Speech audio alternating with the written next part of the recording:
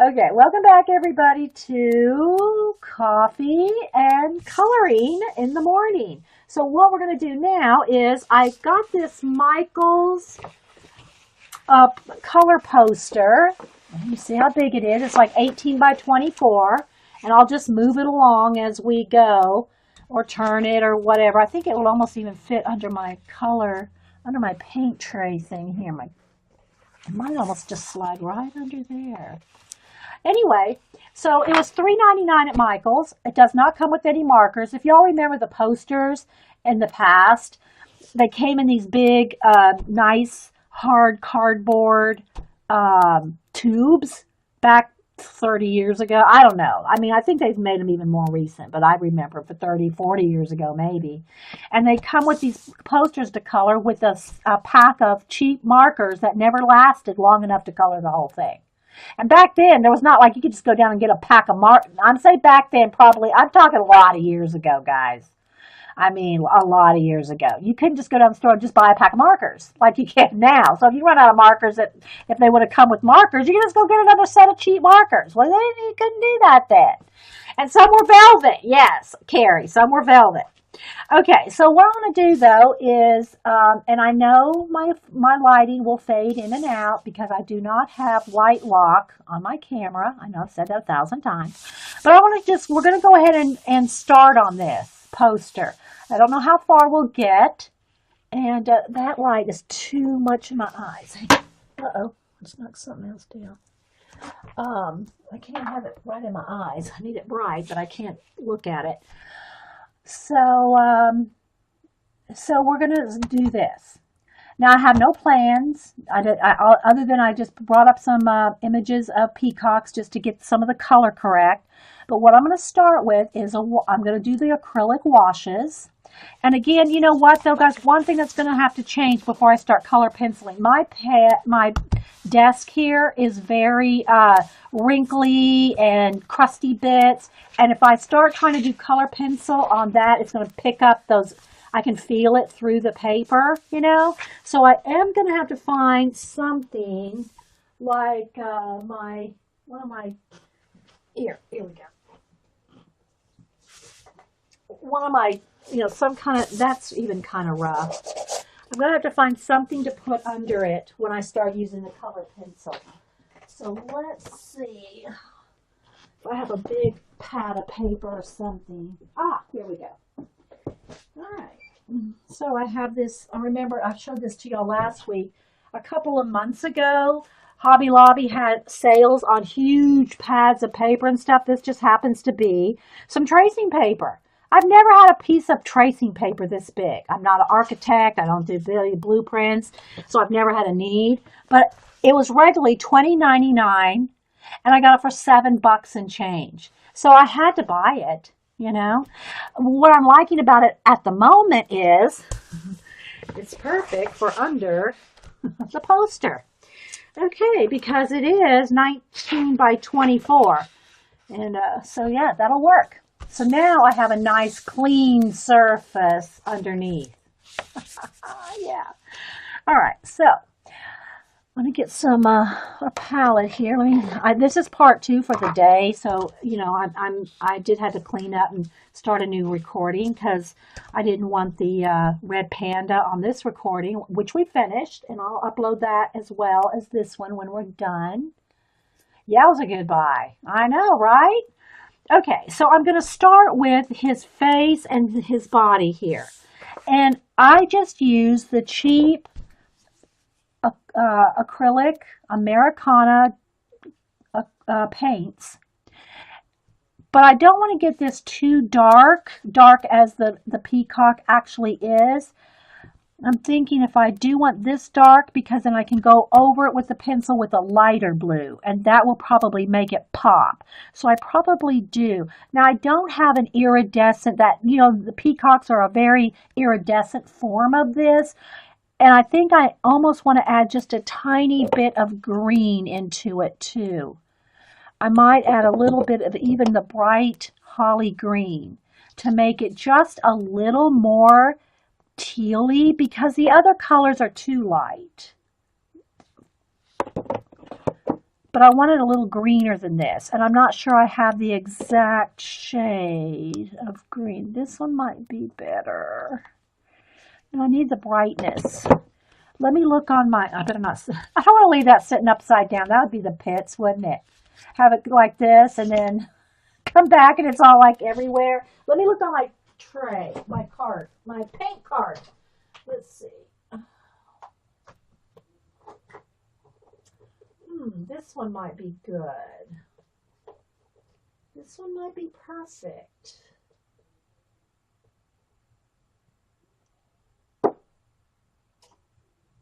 Okay, I think this one might be better, or maybe this one. Let's see what I got here. All right, so I got all these colors.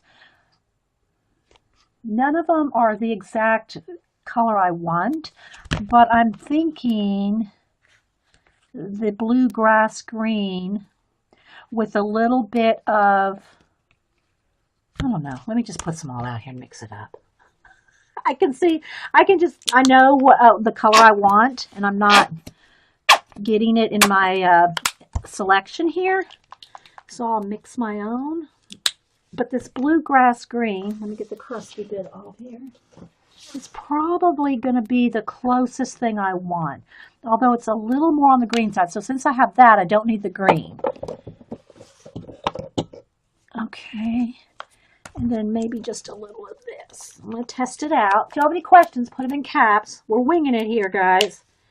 Take the crusty bits off the hair. Okay, let me shake this one up. Okay, I haven't used this one for a while. Oh, it's bluegrass green too. It's the same. It's just a different. Okay, well, we'll go with these two. All right, so now let me get a nice flat brush, kind of big, medium size maybe. Here we go. All right, so now I'm just gonna, let me just kind of play here for a second and mix these two. That's closer because I don't want it quite that green, but that's too blue. I mean, I don't know if it's showing up on camera, but all right. So what I want to do now is kind of got that color. We're going to go with it because I'm going to add color pencil on it. Yes, I know what I want. I'm the boss of my color poster, Vicki. So I'm going to add quite a bit of water here. Now again, this poster is it's thicker than copy paper, you know. It's probably 60 weight, I'm guessing. It's not 110, it's a little thinner than 90. But I don't care if it wrinkles a little. I mean, and it's a big poster. We're going to put a lot of pencil. A lot of stuff's going to be going on. So, you know, but be aware if you do washes, and I'm trying to get it thin because I don't want to cover up. I don't want to lose the black here. If I just went straight color, I'd cover up all that black. Okay, I don't want to cover up all that detail. I could use some watercolors, some neo colors, and you know, some other things to you know, to do a wash on it. But as I've shown y'all before in the charts, nothing beats a wash of acrylic paint for the color, and that's matte craft paint. It's not artist grade with a lot of sheen and all that, okay? This is just Americana craft paint, like $1 a bottle, okay? But your Prismacolors and other color pencils just go on it really, really nice. Your OCD would not allow you to buy. I must have missed what you wouldn't have bought. All right, so let me just kind of test it there. It's still a little bit, and it's even just a little bit more water. Where's my spray bottle? Because I want it very thin. And even just the thinnest bit is enough for your pencil to grip to. Very thin, okay? That's even too thick. I just need less and less and less. So you can see a lot of paint there I don't need. Okay, so I'm just going to do a thin wash everywhere that I'm going to want even thinner, a little bit more water. Very, very thin. So this is a way for you, and I will do this in that Game of Thrones color book too. Very thin washes of acrylic paint. Then you don't have to, you're not trying to color in every single one of those little tiny things individually, okay? You will highlight those. You'll go in there with the light tealy color and some white and highlight all those. So you don't have to color every, people are getting intimidated by some of these color books like the Outlander, Game of Thrones. They're so tiny and detailed. You don't have to color every one of those details. Okay? You don't have to. Maybe that's where it went wrong with mine. It's matte, but it's pretty good quality. Yeah, you want whatever's going to test your paints. Test your paints, water them down, and test them on a sheet of paper, any kind of paper. Test them on some other kind of paper. Make sure it's dry. That's another thing I stress over and over. If this is not dry, it will not work. Your pencil will not go over. And I know I stress that really heavily, guys. The first time you ever try to go over a wet bit with your color pencils and it either tears, pills, or just flat out doesn't work, you won't do it twice. Hey, Lily. All right, so now I'm going to just kind of move this up and do the body. Again, all the body here. I got a little blob there. I got to be careful because this probably shouldn't be sitting on here, but it is Ustream. I want to film it. So again, very thin. It's just to get a wash of color so you're not worried about every single one of those little tiny things. And it doesn't even have to be perfect. It can look like a watercolory wash. You don't have to have it perfectly flat.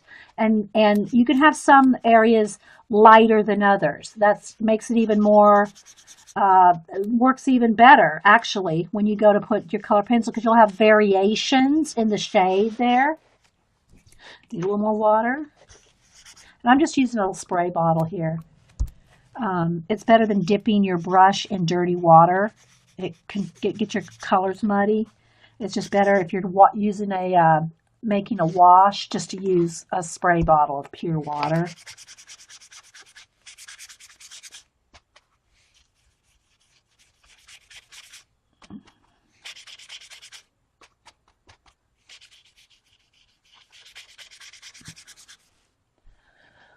Oh, question. I love the idea of diluting a cheap paint and using that on the detail pages. Yeah.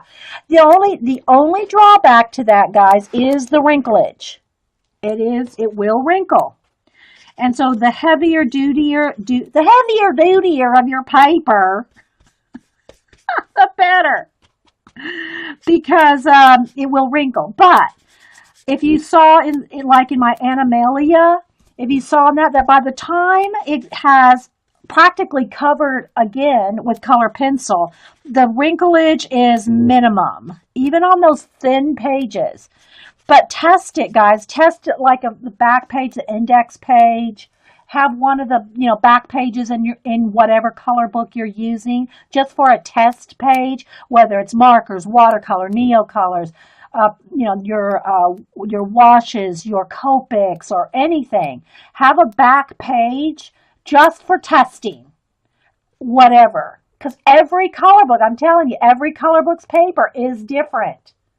Every color book page is different. Okay, so that's I just went with a little picture of a head of a peacock right over here on my iPad in some Google Images. So now I'm going to go to another. Well, let me go ahead and I should have saved that picture because I want some for the detail. Let's see, was that it?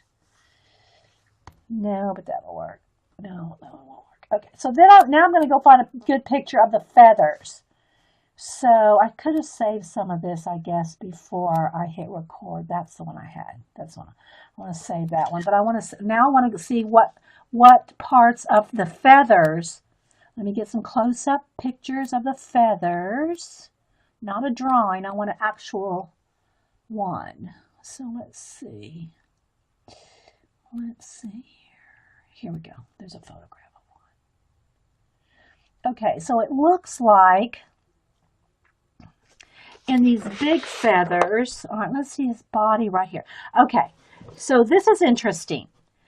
All right, so his body, which is all these small feathers here, is very dark. It's kind of like this color and maybe a little darker. And I'm going to add more blue and shadows and stuff in it. But it goes from this color out to a green.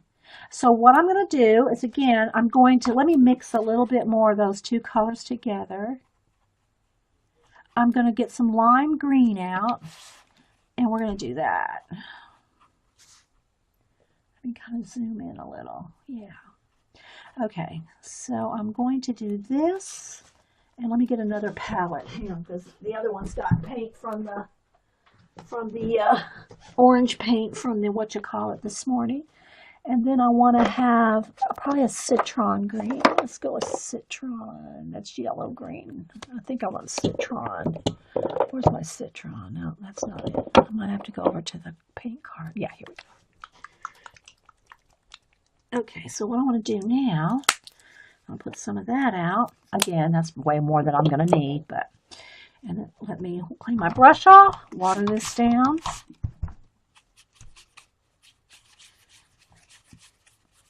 All right. And you don't have to do it exactly like this. You know, you're the boss of your page. You can make him, you can make him purple. It's totally your Peacock. But I'm just kind of trying to do the sort of the right color, the same colors. All right, so I think what I'm going to do is I'm going to add just a touch of blue. I'm going to add a touch of ultramarine to this just to make it a tiny bit darker. Again, I'm going to add some water. Just a tiny bit darker shade, because I will be using that ultramarine color in the pencil color. So that right along his body, gotta wet it down more. A little more water. Right along his body, I'm going to have a little bit darker or a little bit darker. That's all I want to say, just a little bit darker. Now, if you want things to, it's just like watercolor. If you want things to blend when they're wet, you have to have that edge wet, so that it's not going to have a hard line. So while that's wet, I'm going to pick up some of the green. So basically what I'm going to do is just color the whole thing with these washes. When I say the whole thing, I mean the body feathers. Okay. But you want to keep it moving. See how I'm going to blend it together right there? If I wait till this dries, you can't blend. So I'm kind of trying to hurry a little bit, and this is a big, area, but I want it to blend. So I want to keep that edge wet. So I'm going to just work on it a little bit at a time, and keep working my way. Oh, don't get in a hurry now, Dee Dee. All right.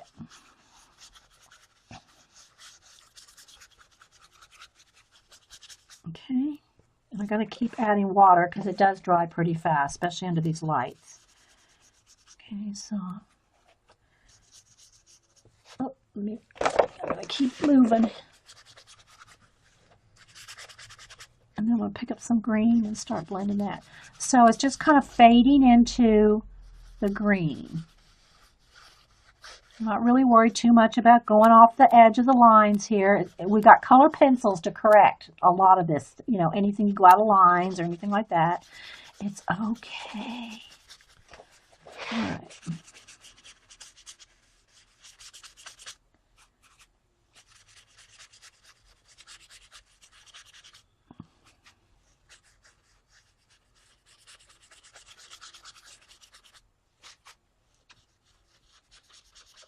Okay, there we go. There's that side.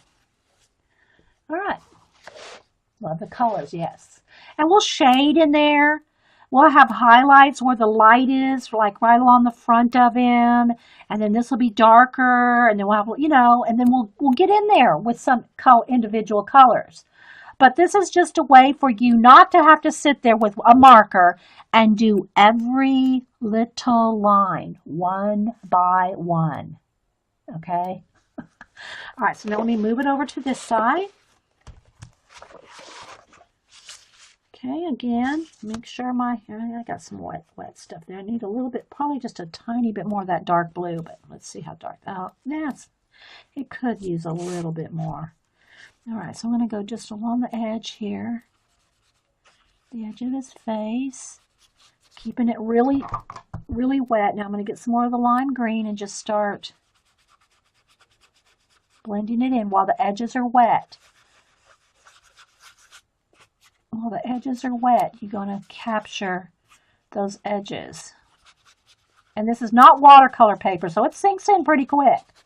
You know, you're going to get those harsh lines every now and then. Just kind of pick up a little more of the dark and kind of blend it out.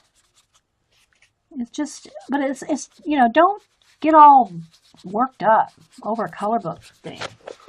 It's supposed to be fun. If it's not fun, we're doing something wrong.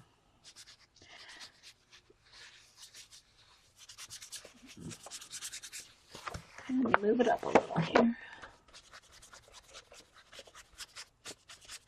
But, and also keep it thin enough you still see your lines underneath. But I'm just going back and forth between the green and the blue to kind of keep it blended.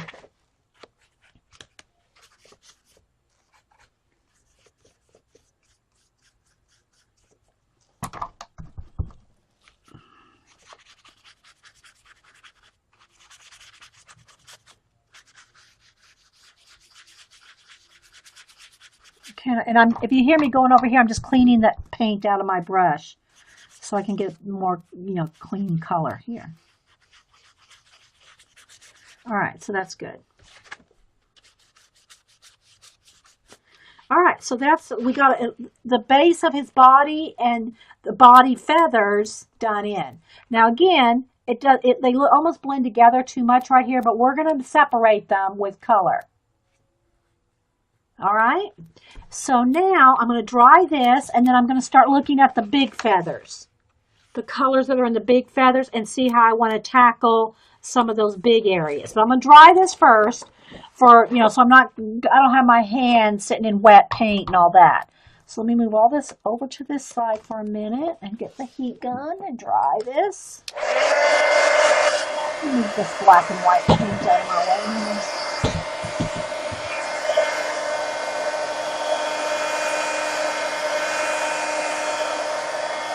Sandy Stick.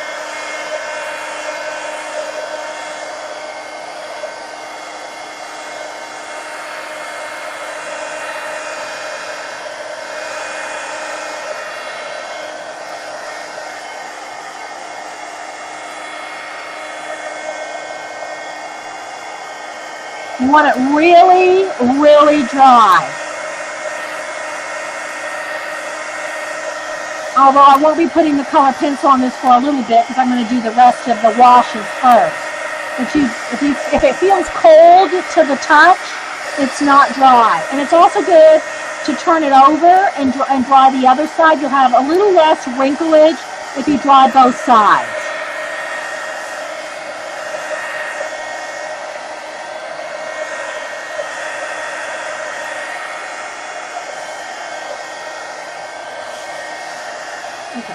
That's good enough for me to put my hand on now. All right, so now what I want to do is I'm looking at the peacock feathers, the individuals. It looks like the background, the individual, those thin little hairs that are very, very, you know, that cross over and they're very thin, not the individual, these bits, but the background bits, it looks like almost like a dark olive green. So we're going to do that. Let's just go with Hauser Green Dark. Again, I'll just use, I think I have a little bit of space right here. And I don't need much, but you know, I always put out more than I need. And I am going to water that down. Let's get it nice and water right here in this little. And what I'm going to do, I mean, you could do the big feather part first. You could do the big feathers first. But I'm just going to go ahead and decide, you know, where the background is. So, in other words, let me look at a feather here. Do I want just this or do I want part of that too? I think I'm just going to go with these. All right, so what I'm going to do is what would we consider the background? And it's going to take me a little while, guys. So just, you know, hang in there. But, you know, you can't do too much. I can only go so fast. But I'm going to keep making sure it's wet, watered down. And I'm just going to do, it's too dark. I need to water it down some more. This kind of dark olivey green. That's, if y'all can look up some feathers. I mean, look up a peacock on images and you'll see the part I'm talking about. Now that, yeah, that's part of it too. So I'm just going to do some washing in here. And you can see how some of it's darker than other areas, and that will give it more oomph. Because what I'll do here is where this is very dark, I'll go in here with either a lighter green, olive green, and just wisp some lines in there, and it'll give you essence of peacock feather.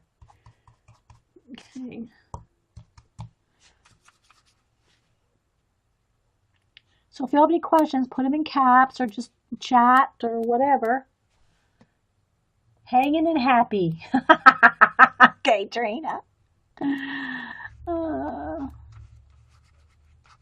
But you want to keep it going, especially in the middle. See, if I just let that sit there like that, and I try to bring in, see, it's going to have a harsh line there. So you want to try to, if you're doing these big areas like this, you want to keep the edges wet. So you kind of move fast, because again, this is not watercolor paper. You know, it's not like you can do watercolor techniques, you know, with, I'm just keeping my little palette wet here. The same kind of techniques that you can do with real watercolor techniques, you would want real watercolor paper, not just this, you know, cheap paper. Okay, and I do want it kind of dark. I want that because I want that to be a good, nice contrast. So I can still see the lines. I think y'all can too. You can still see the lines, but I want it dark enough to be a contrast to these big feathers. I have to keep kind of wetting that down. Okay, so let me kind of move over here. But do be careful when you have these palettes, whatever kind of palette, and you're spritzing water, they fill up with water and they're easily tumped over. I've done it. That's how I know. So be careful whether you're using coffee lids like I do, or whatever kind of palettes, when you start spraying in water. And I know I'm spraying more water than like you probably would because of the lights, heating it up and drying it up. So I'm thinking, I think I want all this to be the dark. I want all this to be the dark, feathery area. Maybe this will be a little bit lighter because it's in front. And this one back here is a little darker. And if I go over onto one of the other feathers, I'm not worried about it because I'm going to color pencil over any of this. Okay. Oh, wait, Vicky, looking at the pictures, see the dark colors. Okay, yeah, okay, Vicky saw the dark. I was going to say, Vicky, don't leave without me saying goodbye. You always leave and I never get to say bye to you. So this feather behind that one will be even a little darker. As long as you can still see the lines that you want to color.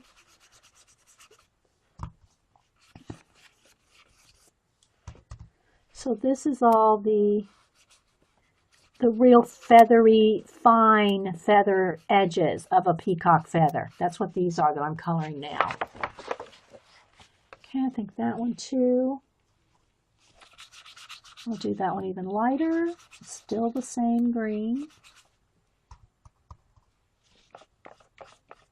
And then right along these edges here, we'll shade. We'll shade that in so that you can see a nice distinction between the areas, the different parts of the peacock.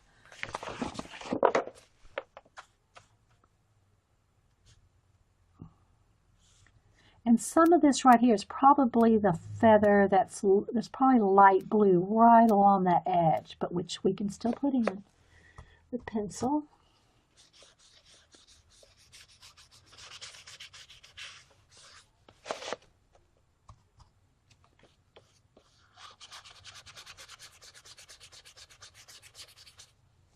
And this one too. Right along these edges here, there's going to be a lighter turquoisey color. So we'll do that with pencil too. I'm just going to get it all based in with this olive.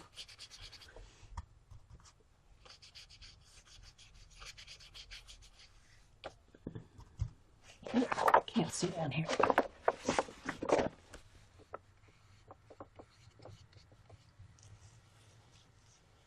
Okay, so let's move over to this side. I'll come over here. I gotta add a little bit more water to the green. Okay, I think that feather, I'll go ahead and put it on top. Because I think I'm going to want some turquoise really right around that edge. Because since it's kind of a stylized Indian print look design, it's not like the peacock feathers are in the exact color ray. I mean, like design, you know, like the little oval and all that. It's not exactly like the peacock feathers that are real feathers. So you got to kind of adjust for that. Okay, that's a dark one right behind there. Another dark one behind here.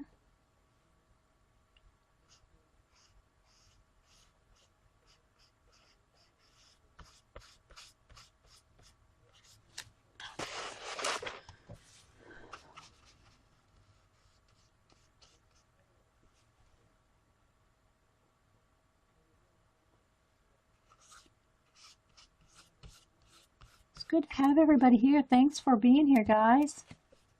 I think that one will be one too.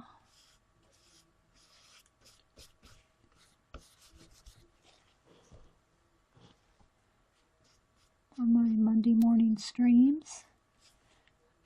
I'm glad we got the red panda pretty much done. I can tweak it a little bit more, but I think we got it pretty much done. Okay, I'm moving down here.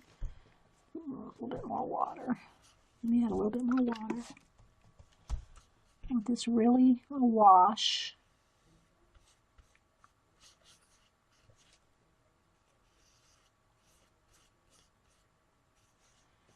Okay. And I think right in there too. Go in there a little bit. There we go. Okay, now I'm looking at this and I think I want some of these areas just a little darker. I think I want this one a little darker. Maybe a little bit darker right along that edge there. Of course, you can do that with color pencil too. And a little bit darker right along here. Oop, need a little bit more water. Gotta keep it watered down.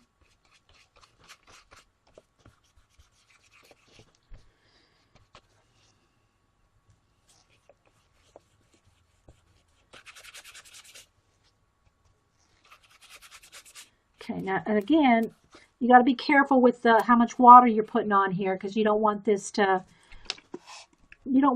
start pilling. You know, your paper, it's only gonna, you know, I can see a couple areas where it's starting to like pill, you know, like pull up. So you got to be careful not to, you know, at least if you want more layers, it's better to dry and then add another wash. Okay. Rather than a whole bunch of layers, wet, wet, wet, wet, and then it starts pilling and tearing your paper. All right, so I'm going to start drying now, so give me a minute.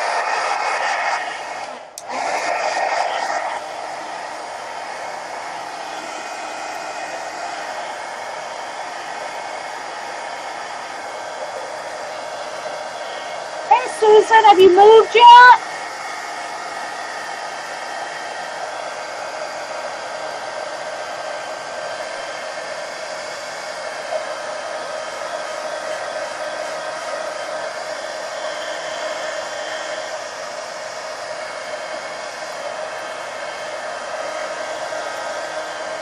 And if y'all have not seen Miss Vicky Bees, I just saw her name again. She put up another unboxing. Hubster's homecoming stocking checkup. I hear the garage door opening. I'll go check on him real quick. Make sure he's still going to be with us. I'm sure he's fine. Anyway, she has a cool unboxing, Miss Vicky B. If you want to put your YouTube channel in there, an unboxing that's really cool little Christmas stuff. It just gets you in the mood. It's just so cute. Okay, so guys, now I'm recording. So if you're watching the recording, just fast forward for a minute. Let me go check on the Hubster, and I'll give me about 2 minutes. Okay, so I'll be right back. Whoops. There we go. Okay, I'm still recording, but I'm coming down to check on you.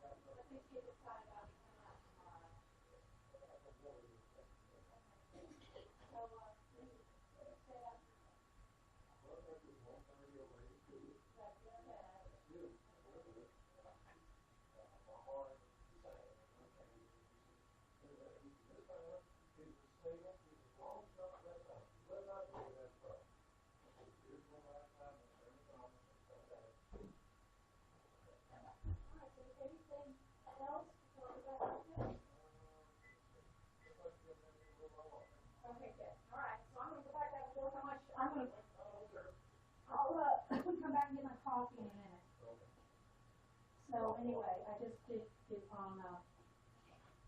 And he said, you have problems? Probably going to the bathroom with you and that stuff. I said, no. I said, I'll get up. I said, I won't get up and every time I said, I can get up and I said, I gotta go,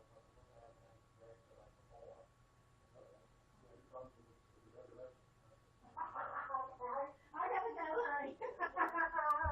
You're so funny. Okay, I'll be back down for my coffee in a minute. I make some fresh coffee. Hubster said we're going to have them around for a while. Okay, so. All right. Eileen says flamingos invade. Oh, okay. All right, so yeah, we know about Eileen and the flamingos. Did Miss Vicky B put her link in? Or anybody else? Links are open if y'all want to put your channel, especially if you're new and we don't know who you are. We want to get to know you.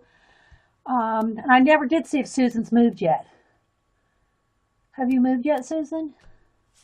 All right. I can still tell this is a little damp on the edges, so let me hit it again with the heat gun.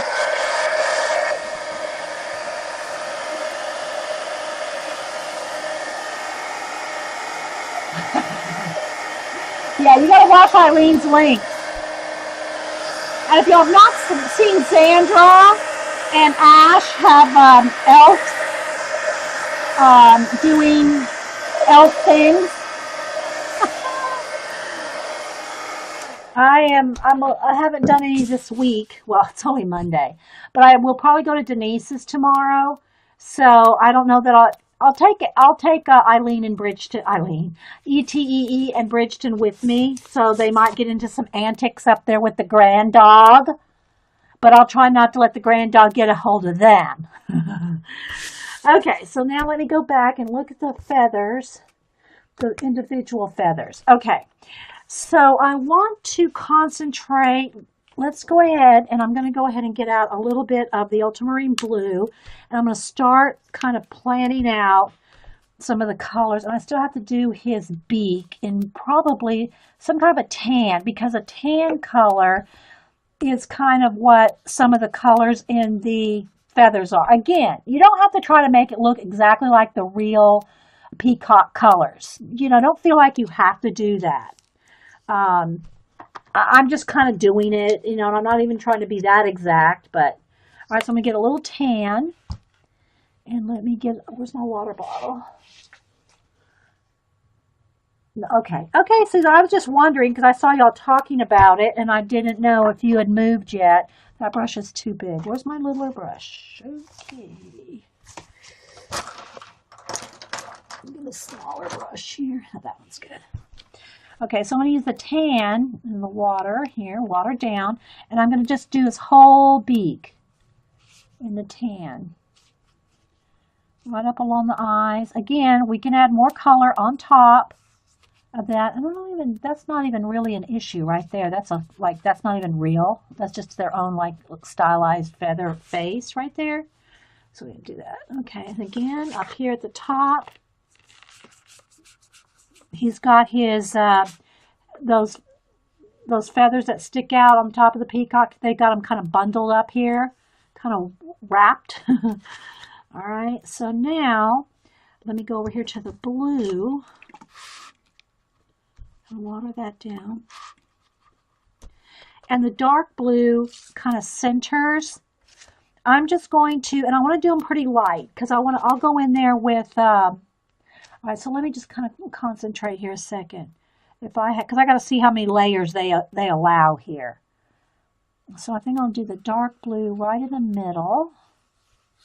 And I'm going out of lines. I'm not worried about the lines because I want them to kind of be washy looking. Okay, so I'm just going to go ahead and do that because they're going to have, that one needs to be lime green. We're going to have turquoise in there too. So let me just go ahead and kind of get, and every one of theirs is different. Each one, they have some have doodles, some have Zentangles, some have lines, some have dots. They're all different. So we'll just, play here. Let's do that. Feather needs to be lime green though. Okay, I missed that one. Okay. I'm just being nosy, Susan, that's all. Okay, so again, in here, let's go ahead and do all this. The dark blue. We'll do right in there. Do right in there, and right in there. Maybe a little in there. So it can give us a full feather there. In there. Well, let's go ahead and put them more. I'm just going to do a kind of washy.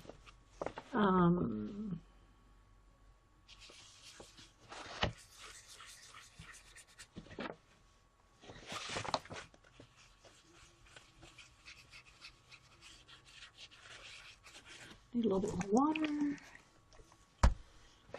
Maybe a little in that.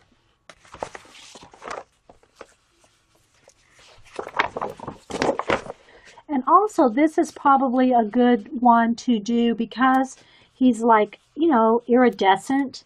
They're kind of iridescent. This would probably be a good one to use if you have gel pens. And speaking of gel pens, I did buy a set, and I forgot to show y'all that on Saturday. I bought it cheap. If y'all remember, I bought these cheap Michael for $4.99, 24 of these brush tip markers, Recollection brand, and they're just the cheap ones, little brush tip, $4.99 for 24. I don't know how long they'll last, but for $5, you'll get a couple of good pages out of them. So they also have their gel pens, which are, let me see how many are there, 4, 6, 7, 8, 10, 12, 15 or 16 of them, it looks like. And they're bright, pretty bright color gel pens.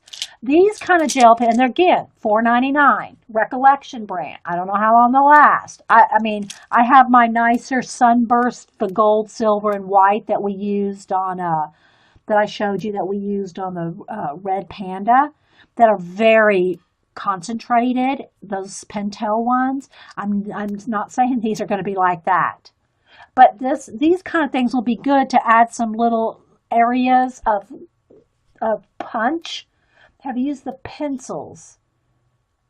The Recollection pencils? No, I've not bought the Recollection pencils.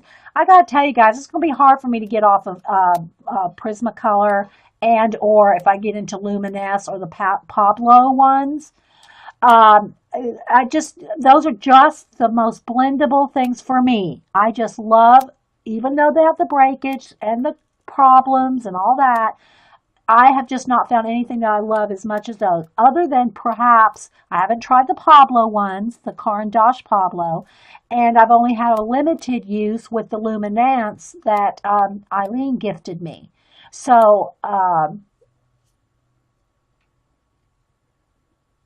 no, I don't. I like the wax pencils. I mean, some of the other ones, like I guess, are called oil based, like the Luminance, I think, are oil based, and they all work together. Well, pretty much. I mean, I'm not saying they're all going to blend exactly together. And Ro did I don't think she's here. Did a show, which I didn't know she was streaming when I was on Saturday, or I wouldn't have streamed. But anyway, doing a comparison to some color pencils. So, in particular, the Derwents. So check out her. She put it on YouTube. I think she put, yeah, I'm pretty sure she has it on YouTube now. So check that out too. Bye, Janet. Okay, so anyway, I'm just showing you can get a lot of gel pens for $5 for, you know, and again, they're not going to last forever, you know, and all that. But for $5, it's worth a try. Although I wouldn't, you know, these are going to be much better. For gold and silver and white, the Pentel Sunburst. These are awesome. And you get 2 for like maybe $4, 3 to 4, depending. You can use coupons too. Use coupons on all this. All right, so now I want some of the tan, but I don't want to go crazy with the tan in the feathers, although in the actual real peacock feather, there's quite a bit of tan around the blue and turquoise. I'm going to just do this. I am going to just do like a little bit of a wash. I'm going, it's touching the other colors. Whoops, let me pull it down. It's touching the other colors, but I really, guys, I just want this to kind of be a wash. And so then when I go in here with color pencils, even though I may be going over some of the brown and the blue with one color, it's going to be it's going to have a nice effect. Okay, so I'm going to put some of the brown, the kind of tan color, just kind of here and there around it. And I'm going to also put some more turquoise, but I just want to get some of that brown color in there. And you see, it's touching the blue. It's okay. I just want to get a base coat in here.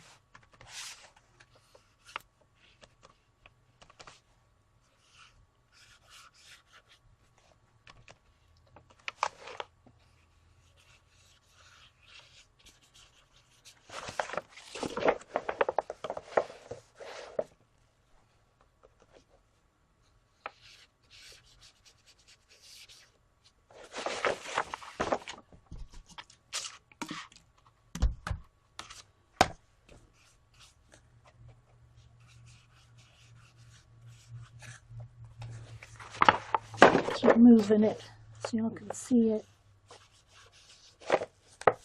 I'm just trying to get everything base coated.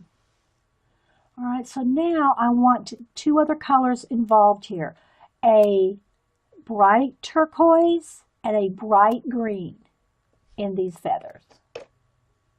For the gel pens, you can find them the Tech Riders from Costco. Okay, so Trina is saying Tech Riders from Costco for 20 for 100 pens are awesome. Okay, so if y'all have a Costco, check that out. All right, so now what I want is some bright green. I don't want the lime green. I almost want like true green, like grass green. So, which I could use, I could mix from these other two colors I got over here, but I'm just going to squeeze out. I think I got it clogged up. Come on, guys. I might have to use the other green. Where's a baby wipe? I got it all over my hands. All right, let me get a baby wipe.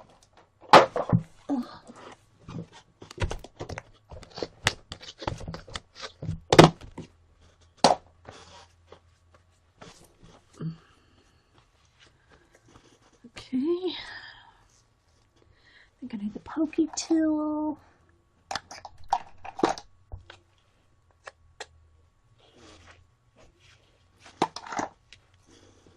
I just need a drop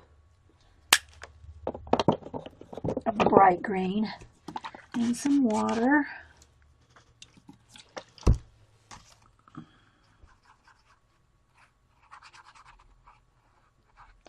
I need more water on that. See, look at the water pulling up. I got to be careful not to get this drippy over on my poster. So let me set that down. Okay, so when I want around the brown, I'm going to want some of this brighter green.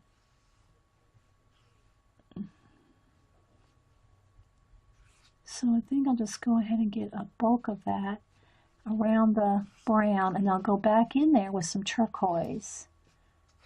And some of these little individual things, like in here, you can color them, you know, different colors, red, blue, purple. You know, you can make it a very bright peacock. But I just want to get it all the washes on right now.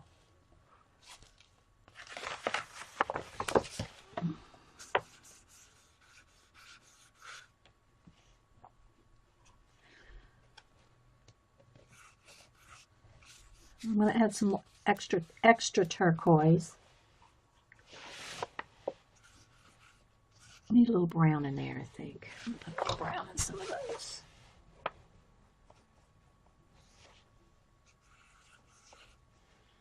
And a little brown in here, a little brown in there.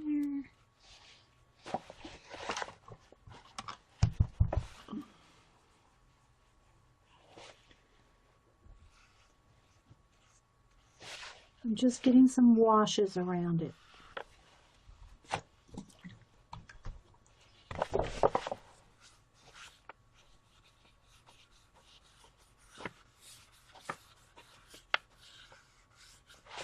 It does look a little messy. I'm looking at it and thinking, oh, it probably looks messy to them. But we're going to fix it up. A little more green in there.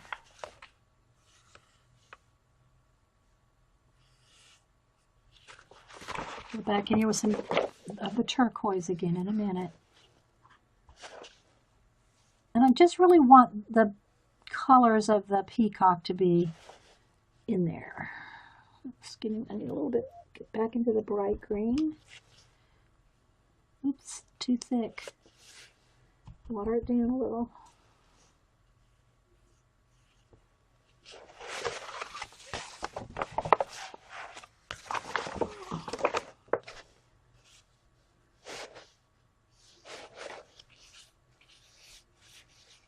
Okay. Now I'm going to go back with the dark blue, the darkest blue. And I really want to have at least a couple areas that are really darker than every other area. So I'm going to just splash a little of the dark blue in the centers, because that is a prominent feature.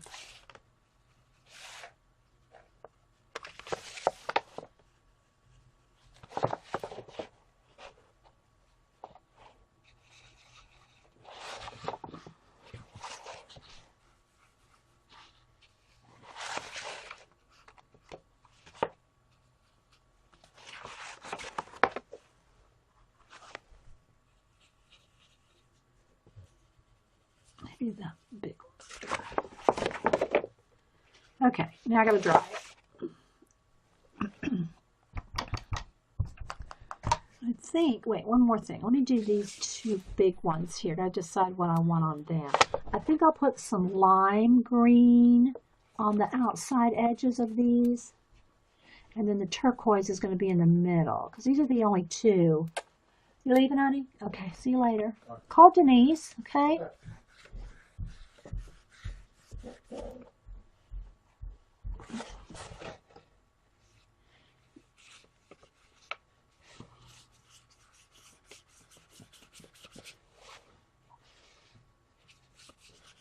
And then we'll kind of wash it out with some turquoise in every feather. We're going to put some turquoise.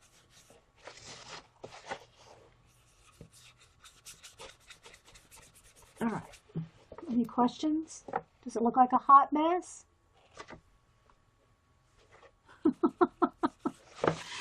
Okay. Oh, let's do a little bit lime green on this one too. All right, let me dry it. Then we're going to put in some turquoise. No, I think I need a little lime green right there. Okay. Let me dry this because the paper is going to start getting too saturated.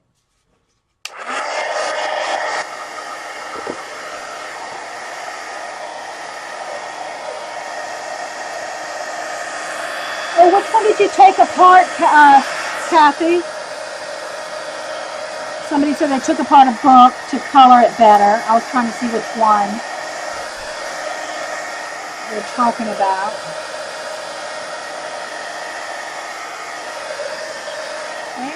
Thanks, Vicky.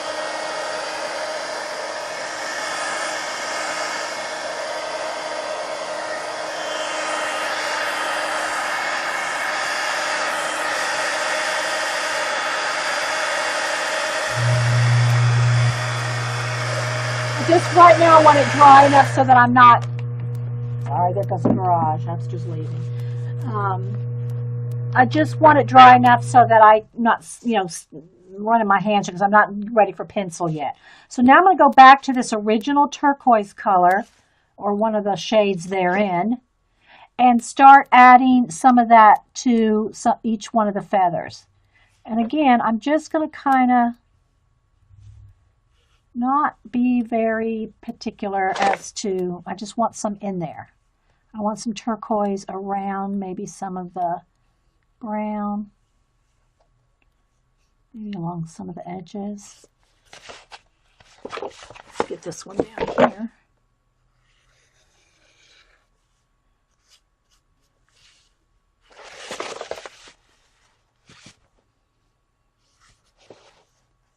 So I guess the main thing I'm trying to stress today on this is, just get some base coat in there. And when you start going in there with color pencil, you'll see how you can finesse or, figure out all your little details. but you have a base here to work on. And it doesn't even have to be this big of an area, like these big feathers. It could be the little areas, like in the Game of Thrones book. Same thing. Just, you know, you can color wash with just watered down cheap acrylic paints areas, and then go back in there with the detail, and all these washes will give it a depth when you go in there. Let's put a little turquoise right in there, maybe a little around that edge. It'll give it depth when you go in there with color pencils. Okay, still not sure what I want to do with that. I think, well, let me finish up these other ones first.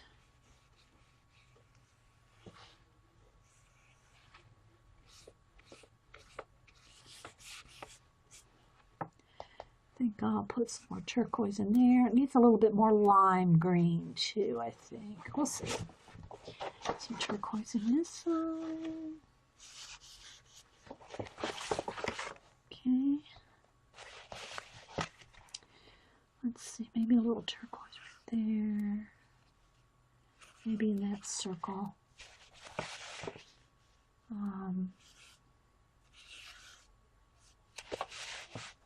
And like I said, each one of these feathers is a little different. They're not like a real peacock is very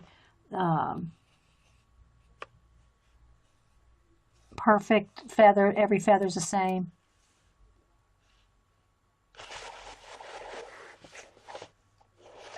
Okay, let's do a little around this one. Do a little around this one.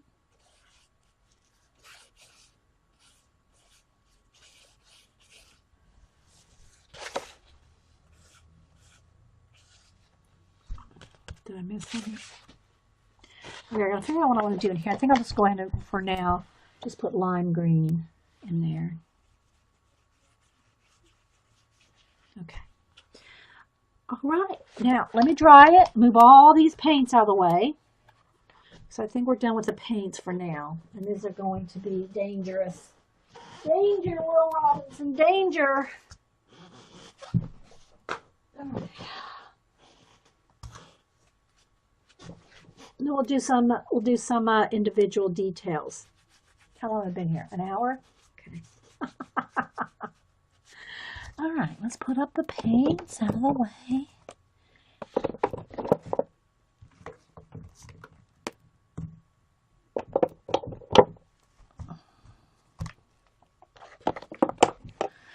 Just let me go back on the cart. Oh, I need these blues too. Well, let me just. Whoops, sorry guys. Bumping the old camera.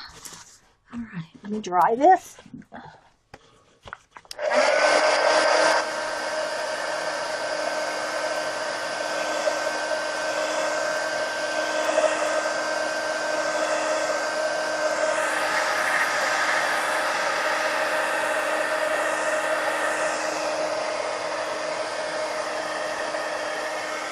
And when you're doing something this big, you know, you have to kind of look at the whole thing. Like I decided where the olive green was going to be in the background and that sort of thing. And it's kind of the same way when you go to do the details. You might want to just kind of like concentrate on one area and get it established as to what you want to do in that area, so that you're not having like some weird odd, just like a big bright thing of red somewhere and it doesn't fit the whole, you know, the whole composition. So you want to kind of work all over. I mean, I don't want to say like that. You want to at least have it in your head, you know, where you're going with all the colors. Like I decided I wanted some dark blue in each one of them. Okay, I didn't just do one dark blue. There's a blob of water right there, and then a red, and you know. But you could do that if you wanted all different colors. But if you wanted to kind of keep it cohesive, and you know, you want to do that with spacing everything out. They don't have to be exact. Like every feather here is different, but every feather is going to have the same colors. So when I'm working on it, I might take the lime green, say, and go in and every feather add some lime green. and then go back and finish one full feather so I know where I'm going with the whole project. But, you know, whatever works for you. That's just the way I'm doing it. Alrighty. So, I think what I'm going to start with is a little bit like in the face and show you how I'm going to do the body here. So I'm going to have to dig out colors. Now, I'm getting, you know, this is just impromptu. I'll say it's impromptu. I knew I was going to do this, but I didn't know what colors or anything. Let me pull this down here and get out some pencils. Let me move the markers for now. I don't need those at the moment. Although, could probably do a little bit of marker just to throw some other things in there. Okay, so any questions? Hey, Sarah O. So if you're just joining us, this is an 18 by 24 inch poster that I got at Michael's, $3.99, and I think I even used a 40% off coupon. Okay. But I'm going to start, I'm going to keep it kind of basic. I'm going to get white, a couple of greens, because I'm just going to work in the bird, right, you know, on his body right now. I think I'm going to go, but I'll pick out a couple colors like a dark green, a lime green. It's a kind of thing. It's called peacock blue, or is it called peacock green? That's aquamarine. This one right here, I think. That's aquamarine. Where's it might be in the blues. I might have stuck it in there accidentally. But here it is. This is it. I think it's called peacock. No, that's aquamarine too. I know I have a peacock green. It must be in here. Where is it? Where is it? Is that it? It's aquamarine too. That's aquamarine too. I know I have a peacock blue or a peacock green that's a little darker. It's just a little darker of a shade of aqua. Is that it? Nope. Okay, it's bugging me now. I gotta find it. It's in here somewhere. Is this it? No, that's true blue. Alright, come on now, really. It might be it right there. That's true blue, which I'll probably need a true blue too. Alright, where's my, that's called peacock green or peacock blue. I forget. But it's a dark teal that I cannot find. It's in here. It's in here somewhere. All right, let's see. I'm going to have to take the rubber bands off because I'm not seeing it.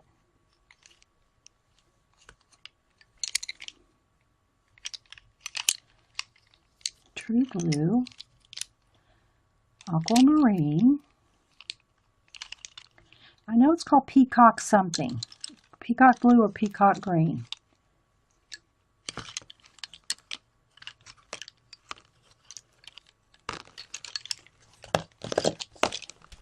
There's ultramarine. I'll probably need that.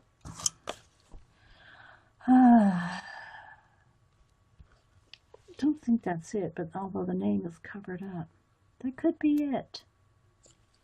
Because I've sharpened the name off. Here it is. There it is. Okay.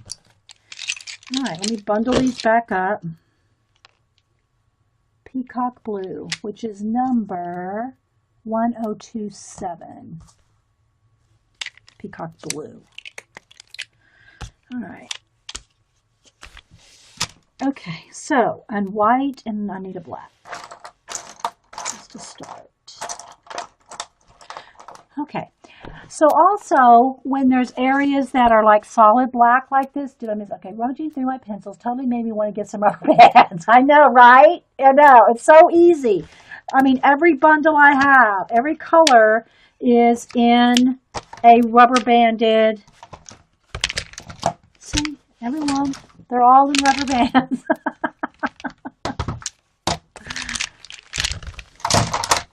Okay.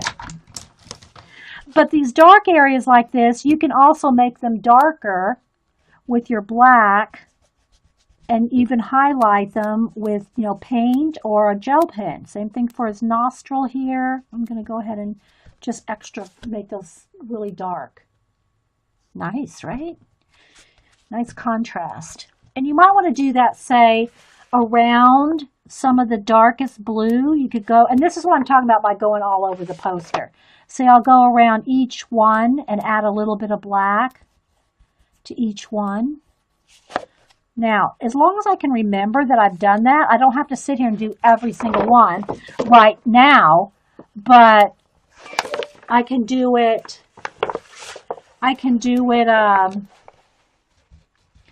when I get to that feather. But in this case, I'm just going to quickly put a little bit of black inside each one of those dark, dark blues. I'm just doing it kind of fast. It's not, maybe a little eccentric because everyone's different.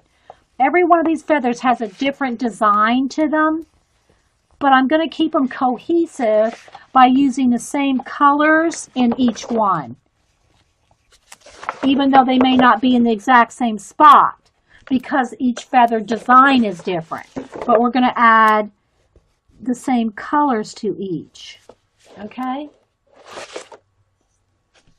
Now, I might want to go in here with my white gel pen and add a highlight. You don't have to, but it might just give it a little bit more life.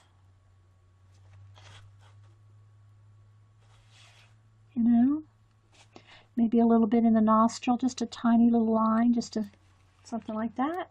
But you can do all these kind of little details on top of all your acrylic paint. All right, so now I got to decide which blues. Okay, so his body, depending on which peacock you look at, some of them are very, very royal blue, some are more aqua, they're just, so you got to decide what colors of blue you like. So what I'm going to do though is I'm going to start with just the aquamarine, which is kind of the blue that's in here, and I'm going to use that for my shading. I already have pop, yeah. So I'm going to go in here with the dark blue. I hate to zoom in too much because I'm all over the place with this.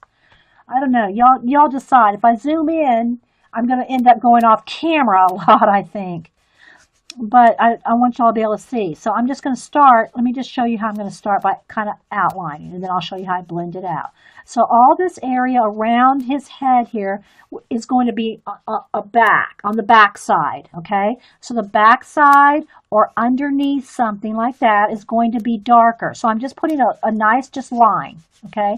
And I'm not pushing hard. I'm not making a hard line. Okay, and I know I'm getting that teacher voice. I'm sounding like a really, anyway, I don't mean to. All right, so I've just put a nice little coat, okay, because I want to show you how I'm going to do that. So there's the little coat where I'm going to shade. Now what I'm going to do is very lightly just kind of feather that out, blend that out very lightly. So it has some depth right along the edges. I'm barely pushing down. And I'm not even thinking about those circles. I'm not even considering those circles at all. Okay? I'm just thinking about shading.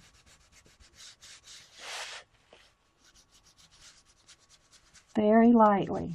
This is the first, shading bit.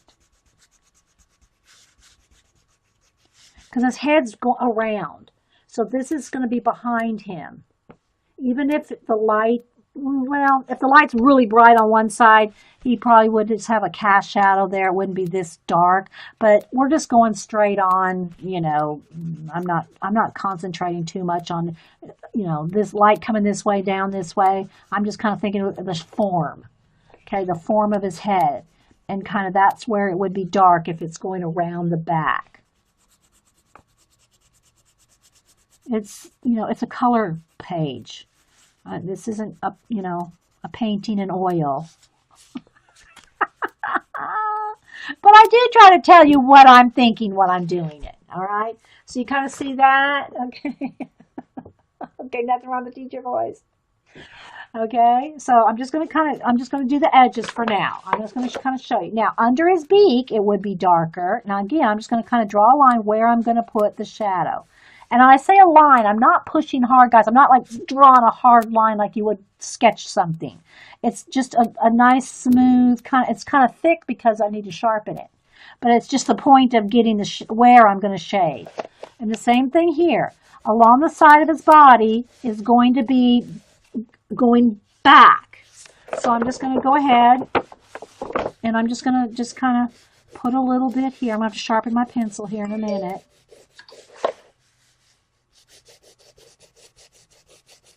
Okay, same for this side.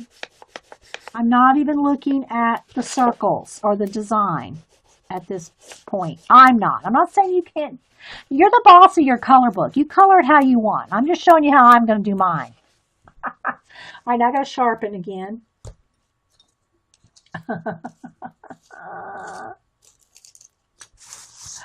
And you talk, I talk. Well, yeah, and again, I'm trying to talk it through how I'm doing it. I'm not trying to tell you this is. Oh, it broke. I'm not trying to tell you this is the only way or the best way or anything like that. I'm just showing you how I'm doing it.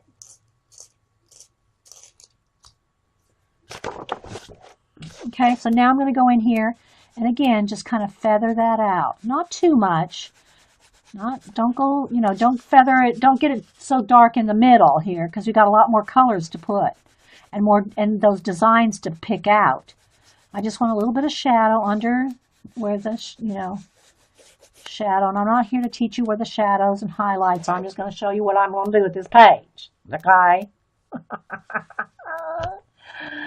Well, at least you had the knowledge base. Well, it's, I've just been doing it for so long, I've been doing art for 50 years, and I mean literally 50 years. So, I'm just kind of feathering this in. Again, it doesn't have to, as long as it just looks blended. We're going to add some more blendy colors in here. Okay, I just don't want a harsh line. I'm just getting rid of that harsh, line that I just put there just to know where I'm going. Okay, and I got to keep moving up in the camera here. But thanks, Jean. Jean, who's an actual music teacher, a real teacher in Canada. Yeah, I give you a place to start. That's true, Carrie. I give you a place to start, and I try to inspire you. I try to show you that it's not, you can do this stuff. Now, I'm not saying can you, do a full-on out portrait in color pencil like I do. You're probably not going to be able to do that without a lot of practice. It's not impossible. But, it does take, everything's going to take practice. You wouldn't expect to go pick up a musical instrument and be able to play it. You just wouldn't. Well, why do you think that you can pick up any kind of, realistic, anybody can pick up some colors now. Don't get me wrong. Everybody can do some of this stuff. Everybody can do some of this stuff. What I'm doing here, everybody can do. But, you kind of be a little gentle with yourself and don't expect, that you have never done anything in depth and then be able to pick up, a paintbrush and paint an oil painting, let's say. Okay? My grandmother started to teach me how to read and write when I was 3. So I probably started, doodling when I started, picking up writing. But I've always loved drawing and art, whatever, sometimes, there was no real teachers that I had. And I've also always read a lot. And we moved a lot. I grew up in the military and I married the military. So we moved a lot. So a lot of times, I could take a class here and there, and I went back to college a couple of different times. But, I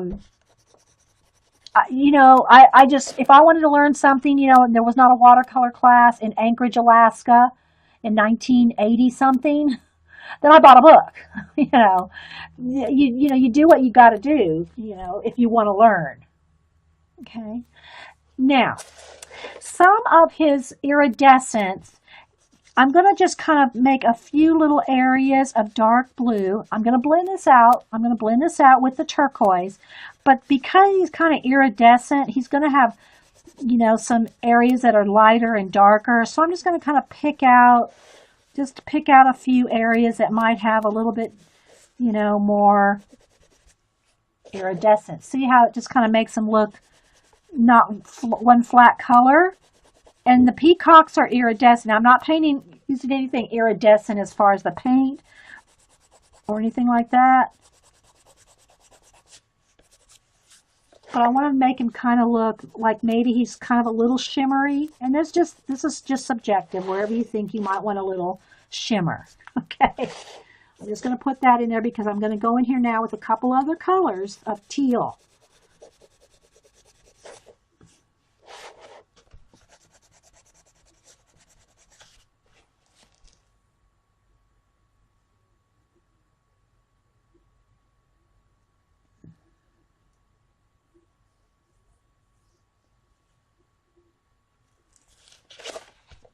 You take the fear. Well, I hope that you can, thank you, that's nice to say. Someone said that I took the fear away. Well, this is how I look at it. I always try to do my best, whether it's here or anywhere. But when I'm doing this live, and Paula's the same way, she's mentioned it before too, it's like, if it messes up, if something doesn't turn out, it's like, hey, if I can do it live with, however many people are here, what do we have? 60-something people. And, if you can do that while and not worry about it and don't be afraid. Here's the thing. This is just my philosophy about it. I want to help y'all to be, try things, inspire things, pick up a brush, a pen, a paintbrush, whatever, and try it. And I try to do my best on it. But if you don't like what I do, to tell you the truth, it doesn't bother me. I don't want to say I don't care, because that just sounds really tacky. It doesn't bother me. If you don't like what I do, it's okay. There's other teachers and instructions and technical things out there. But I'm just going to do what I like, and hopefully y'all like it, and I hope I inspire you. But if you don't, it's okay. Doesn't bother me. You're not going to hurt my feelings. So you can't be afraid. In other words, if you want to, if you really want to pursue your art and put it out there, you have to put it out there. And if people don't like it, it's like, don't worry about it. I've had people not like stuff I do. It's not really even what I'm doing they don't like. It's that maybe they don't like me. Okay? I mean, it could be that. So don't get afraid. Don't be afraid. Just start picking up a coffee in the middle of a move, Susan. Picking up a coffee cup does count. Yes. Thanks, Rain. Yeah, I do need some coffee. I made some fresh, and I need to go down and get it. So let me throw that on there, because I know y'all are thinking, okay, she's getting a little preachy now. It's time for her to go get some coffee. Dee Dee, go get some coffee. You're getting too preachy at us. Okay, I'll be right back, guys.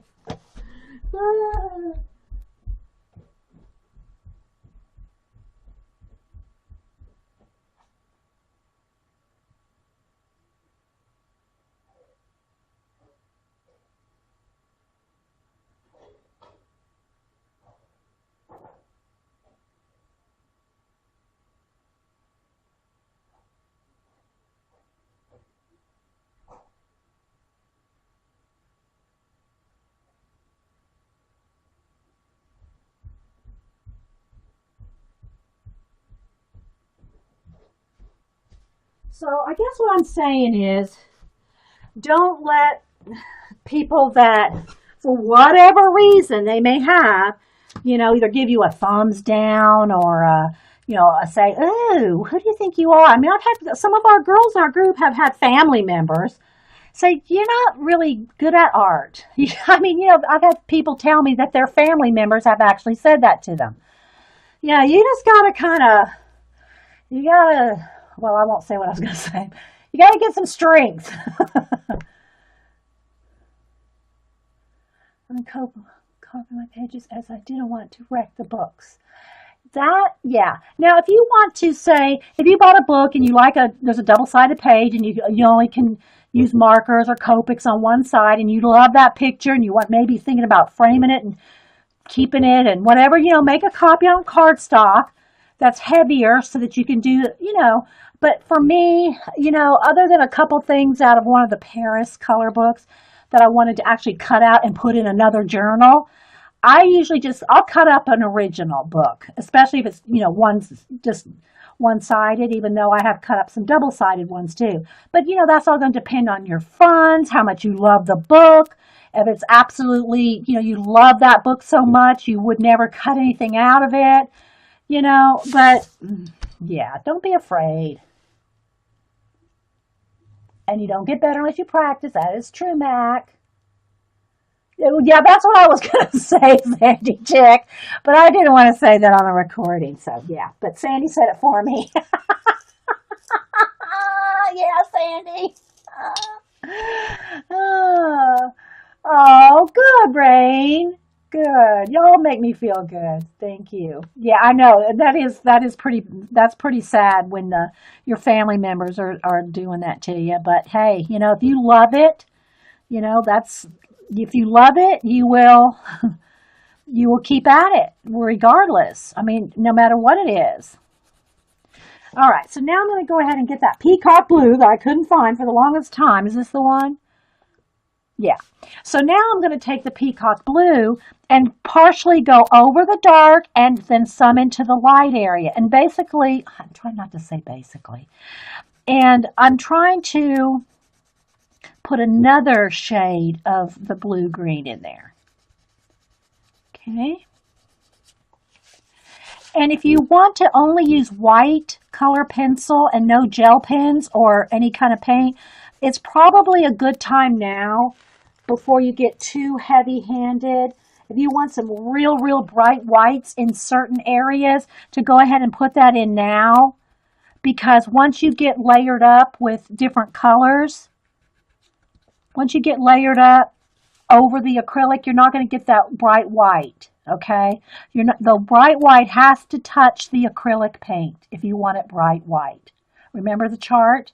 Remember where I showed you the, let me see, where did I put the chart? Where did I put the chart?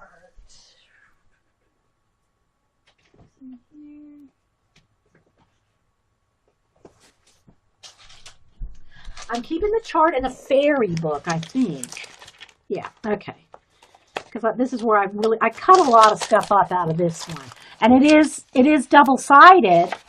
Okay, it is double-sided, but I still will cut, like for instance these little fairies here. I will probably not ever use them, although look at them now. I want to cut them up for Miss Vicky B to use in her planner. I want to cut those out for Miss Vicky B. I don't know if she's still here, but anyway, hey, Allie. But anyway, I'll probably not color this as a full color page, so it won't bother me to cut this out. You see? Even though there's something on the back. But let me show you the charts where I have gone.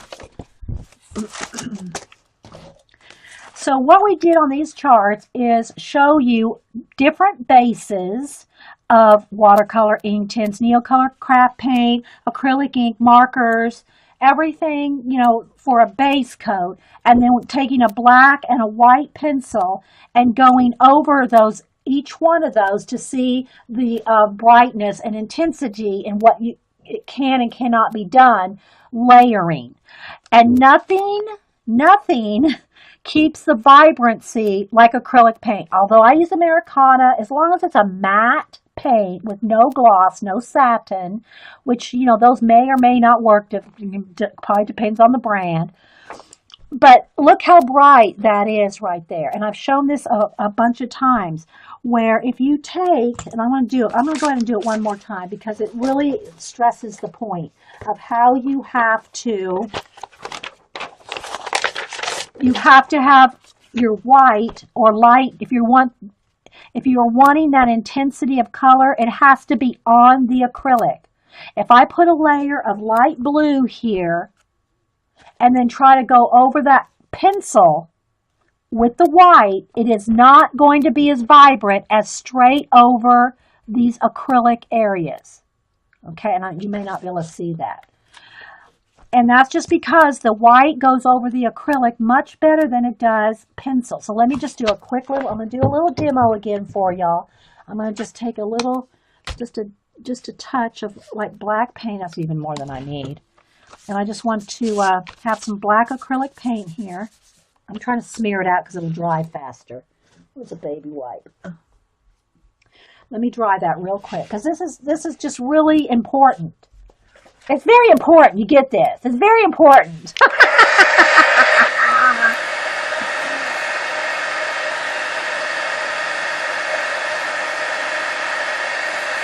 And this is why I do the acrylic washes, so that you have areas. It doesn't have to be the whole thing. You know, it doesn't have to be every little area where you might want a bright white. You can still use a gel pen and all that, or even just white paint. But let me do that, and here's this black. Okay, so there's black acrylic, and this side's dry. That side's still a little wet. Now let me show you. I'm going to put real hard pressure and give you a solid black. That's with solid black with a pencil. Okay, now watch. Watch with the white. Wait for it. Wait for it. I'm going to put extra hard pressure on the pencil. Look, I am pushing. Well, I'm just smearing it. I'm going to push real hard on the pencil, real hard on the black. Look, look, that's full pressure on the black, and you can't even see the white. Now, let me clean off your tips. Okay. Now, I'm going to barely touch the black acrylic paint. Look, I barely touched it. This is as hard as I could push on black pencil. That's just barely touching. Well, no pressure. Look. And that's on acrylic paint. So that is why the acrylic paint is awesome as a base, whether it's whatever color, okay? And that's why that you can go over the acrylic so nicely with it. Okay, so I'm not really going to try to pick out the whites right now because I plan to use, if I want any really, really bright highlights, I'm going to use a gel pen. Okay, I might do some shading here in a minute, but I'm not going to worry about picking out certain circles. All right, so now going back to my Peacock blue, again, I'm just blending out. I'm going over the dark blue I already put in, and then just kind of feathering it in a little, just to give it another little color. See, but not the whole thing, because I want them to kind of have an iridescent feel. You know, I want them to have kind of an iridescent feel of different shades of turquoise and blue.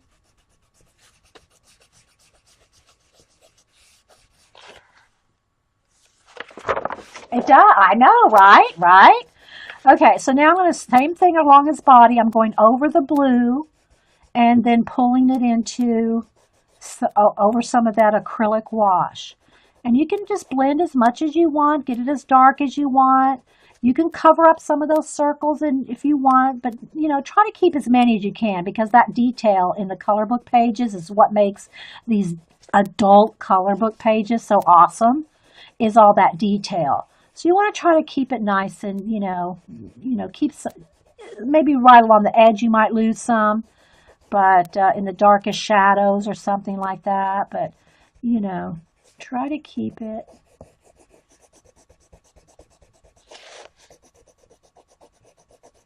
So I'm just trying to show you that you don't have to get in there with every single little tiny detail. Now we're going to go back in there and pick some of them out, but I'm not going to do every single one. Hi, Allie. That was quick. Allie came and went. She must not want to draw a peacock or color a peacock. Just kidding. Just kidding. All right.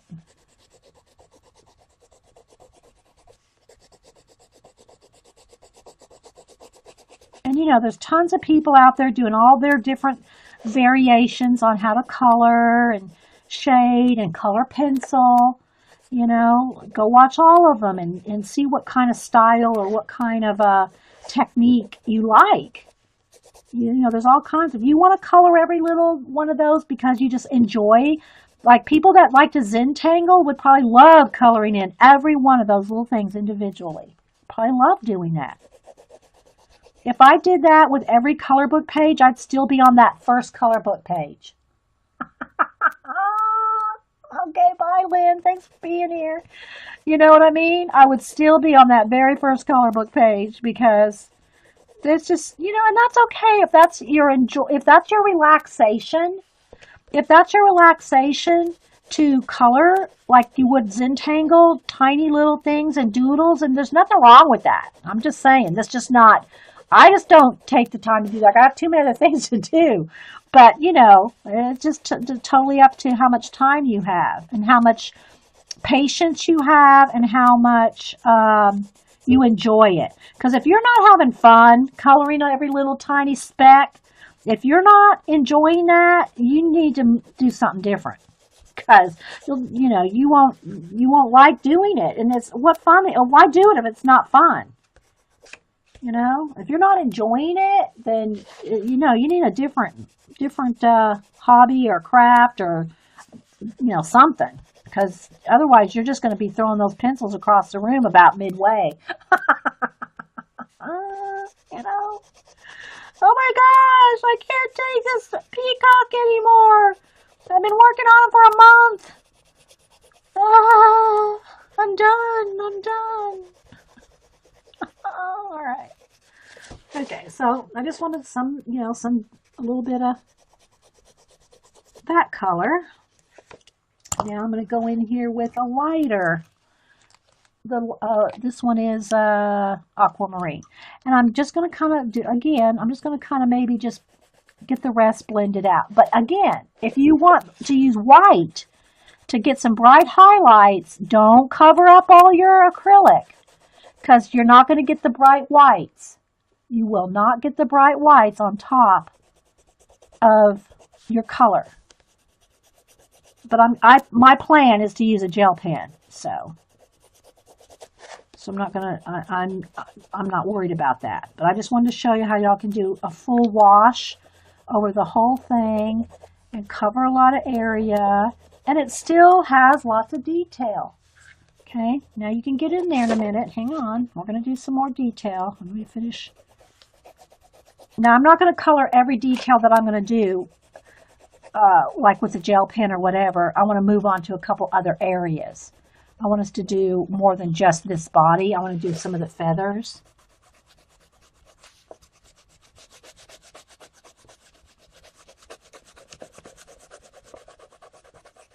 I'm just kind of trying to get it all blended together or blended out and still have some light areas. And so it kind of looks like if you look at the Peacock pictures, you see this kind of thing. You see dark areas and light areas. And take your time. You don't have to, I'm really kind of rushing through it, but take your time because you want to like it. You want to enjoy it. You made fun for me. You made it fun for you. Oh, good. Yes, you're the boss of your company. I don't think I've ever made fun of you, Suzanne. You made it fun for you, okay?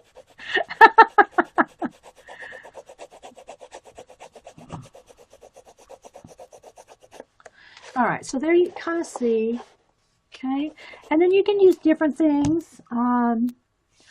Let's see, what do I want to do? Should I try some, I don't know if the cheap gel pens, how well they work on this.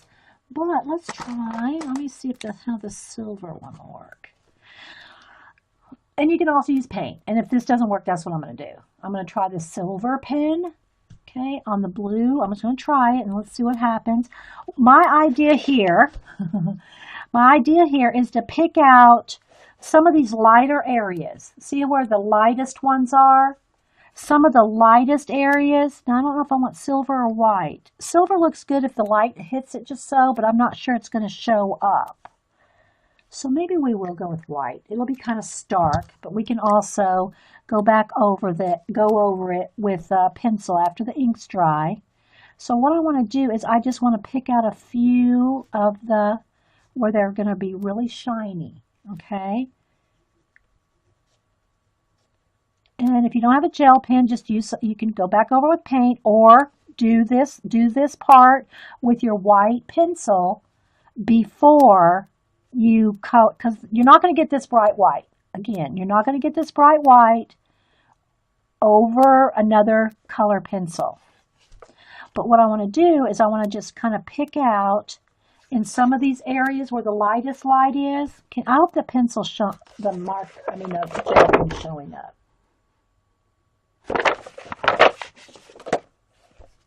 And I'm just going to try to make that some of the highlights, like that's where the light is hitting some of those. And you can do as many or as a few, or maybe just a couple in the back here, just like where it might be a little bit of a glow on a couple of them. But, you know, it's really not a plan other than I'm just picking out the lightest lights here and there.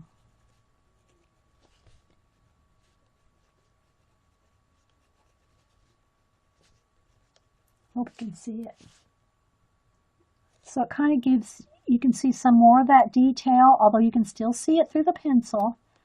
And it gives it like a little bit more of a iridescent vibe. You know?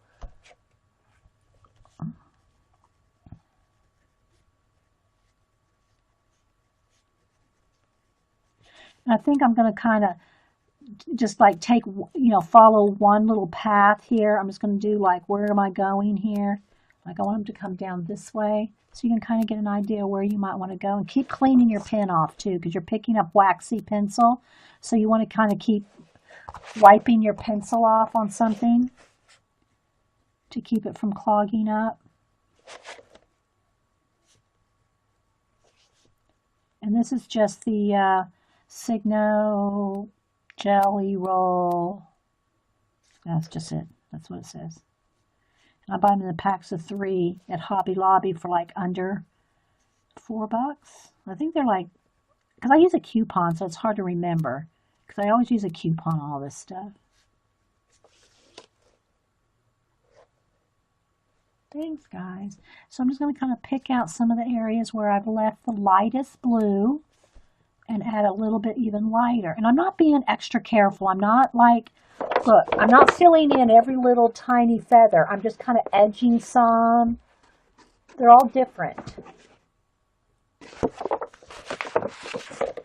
And this is wet, so I don't want to be smearing that right now. You know, I'll hit it with a heat gun, but, you know, got to let it dry.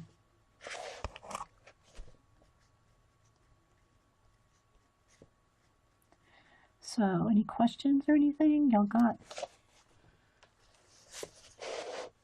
What would be really neat is that if you added tiny hints of pale pink and lavender. Oh, yes, that would be good. Or, now, like I said, I don't know that those cheap gel pens, I'll get some out here, man. That's a good idea. Thanks. I think it's Heather. I will, I'll try those cheap gel, because I don't have any gel. Well, I do have some jelly rolls, but they're like the glaze ones and the glitter ones. Now, glitter would be some stickles in here. That would be awesome, too. Maybe we'll do that. Okay, so, but yeah, I think some pink or lavender little touches in here would be awesome. Good idea. But again, I don't know that my cheap gel pens will do this. We'll try them. Those ones I just bought at Michael's. So let's do this. I'm trying to spend, let's see, how long have we been here? An hour and 30, 40 minutes? Okay, we'll spend another 15 minutes doing some of this and testing out Heather's idea with the pink and the purple, maybe a little bit. If I can get the gel pens to work on here, we'll test them out. And then we'll maybe put some stickles. Yeah, some stickles. Everybody here, if you're watching the recording, everybody may not know what stickles are, but I'll show you in a minute. Okay, so let's just, maybe I'll stop on that. Let me put a few on his head, though, because I do want some of this. But you see where we're going with it. So some of those little dots in there. So in his head, see they're even smaller little dots. So you can pick out some of those. You can pick out as many as you want. You can have them really, like lots of white areas. I gotta clean my pen off there. But I want to pick out some of the brightest ones here.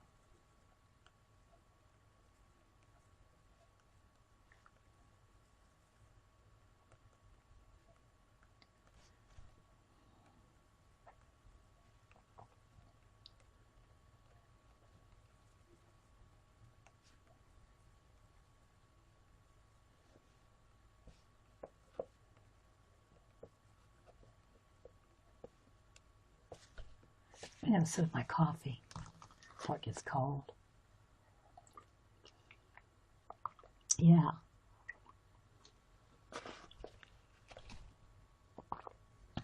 Now, the only thing with the stickles, if I do put some stickles, I think I'll just concentrate it right here because they have to dry overnight. So if I put stickles on here, it's going to be very tricky to work around everything else without touching this. So I'll put a little bit just to see what it, I'm sure it's going to look awesome. But the stickles, or either that, or it's probably better if I do any more of the pen and pencil work first, and at the very end, like in about 30 minutes of doing this, put the stickles on then and set it aside. Because the stickles have to dry. It takes like overnight to really make sure they're 100% dry. So I'm picking out some of the little, almost look like kind of little petals. And this is where you can pick out as many of the details. See? And you just keep going and going however much you want. And the same thing on the body. And just pick some out here and there, like where you might want it to be a little more glowy or iridescent, because the feathers on the peacock are very iridescent. So I'm liking that. Now let me do Heather's thing and try. Let's just see if I can get these cheap ones to work. See, I got a lavender in here's a lavender. Let's try the lavender. Let me see, get it to going over here. All right, let's see. I can go in there with some lavender. I don't know. I'm not sure it's showing up. I can barely see it. I mean, I can see it. It is working, but it's not these aren't very vibrant, I guess is the thing. They're just not, I mean, I can see, let me do a couple and I'll hold it up to the camera. Like maybe some of the ones in the darker and the shadows here. Let's just add a little bit of the purple to those in the shadows. So you can probably see it a little bit. See a little bit of purplage in there, but it's not near the vibrancy of the jelly roll. I don't know what let me see what jelly roll pens I do have. I got those glaze ones, I got glitter ones. What other ones do I have? Dang!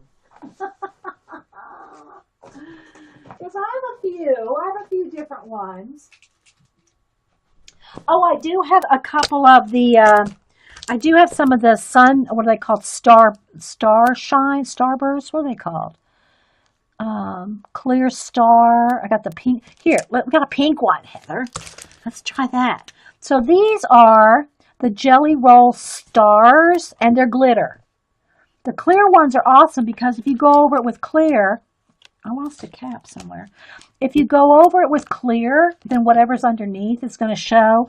But I'm going to go over with, now let's see, it's not going to go over some of that other jelly roll, I think. I think that other jelly rolls kind of mess me up. Okay, so it is a little glittery and a little purple. Let me put a little bit of that here and there. We're just testing out some different things. I'll hold it up because I'm kind of trying to look at it at an angle to see if it's showing. So we'll try a couple of these different jelly roll pens. And some are going to work better over, you got to keep cleaning off the tip because you're picking up wax when you're doing this. All right, let's see if you can see. All right, there. Look right by his eye, and you can see some there. See that glitter? Well, it's also got a glare, but see right there?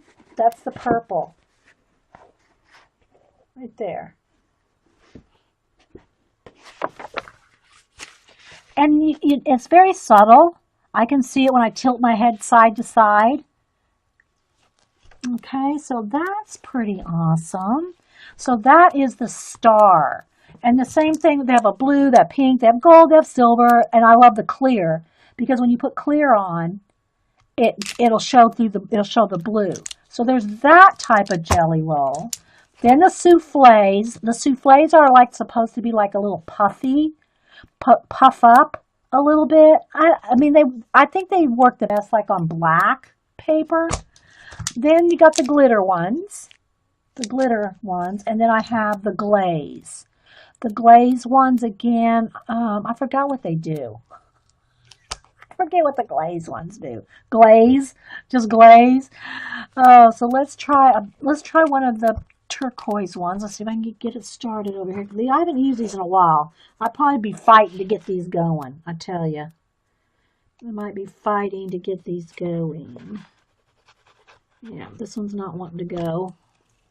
I mean, I can work with them for a while, and I could get them going again, because I haven't used these in a long, long time. Okay, this one's working. All right, so let's just see here. Let's go, let me put a little bit right here in the middle, just so you can see the actual color, because that's pretty.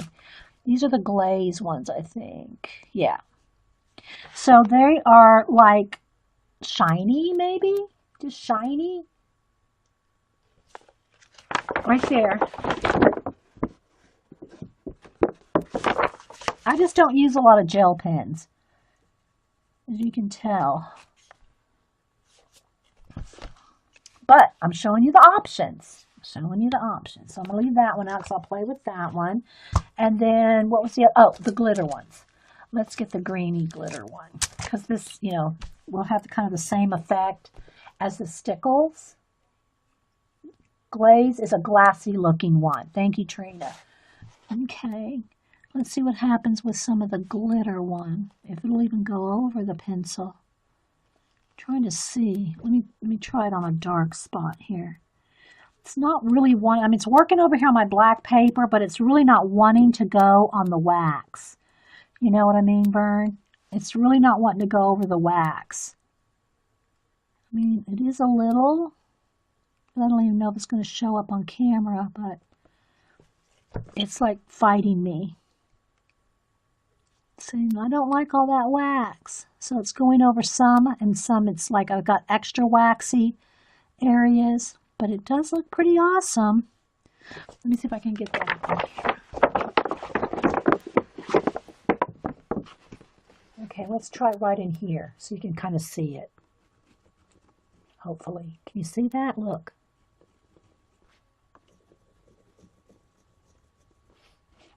It's subtle. Let me clean off the tip.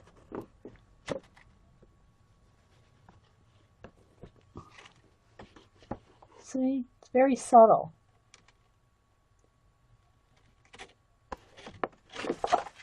So you could just have to test and try all these different ones. But the reason I wanted to do this is because the iridescence-ness of the Peacock. It's not something like I would be doing or thinking about on every kind of thing. But because it's a iridescent Peacock, I'm wanting to try more shimmery stuff. Okay, question. Do we think it is best to store gel pens up? I store mine facing down, which you're probably not supposed to. At the least, sideways or facing down. I never store them up. That's just me. Now, I've got like these bundle ones. I store them just like that, sideways. These I've had in my bag. My pen bag is usually sitting on its side. So these are usually sitting on their side. But when it's not sitting on its side, these go down, face down. I know you can't see the colors, but that's why I've got them bundled up. So I can just pick out the whole bundle.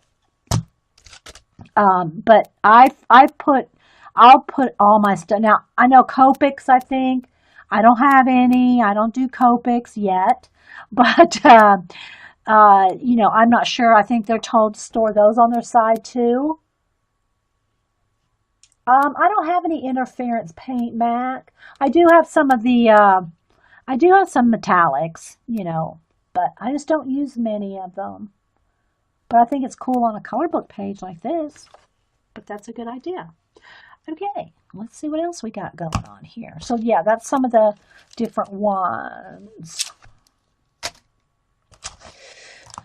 And I will try some stickles. Okay, so but while we're doing some of these, like this is kind of a gray. Let's see what color. I don't know if I can get it to. But another thing for the pens, benefit of the pens, is like if you did want to get a few of these details like on his beak, okay? You know, a colored pencil or a pen to get in some. I'm just going to try one of these, what is it, the glaze ones. Because I want his beak, the middle down here, to be striped. So you can pick out areas that you might want to have some extra detail in, and whether it's with a pen, a Bic pen, a pencil that you get nice and sharp. But I just want to show you can, just because you do a lot of washing doesn't mean you can't do some detail, or a lot if you're like one to really Zentangle or do a lot. So I'm just going to do that. Let's see. And I think, do I want to do the sides? I don't think I want to do this dark brown. I think I want to do the dark brown over here under his eye. And then I want a different color, like just a tan pencil or a lighter color, not this dark black. Or dark brown, whichever it may be here.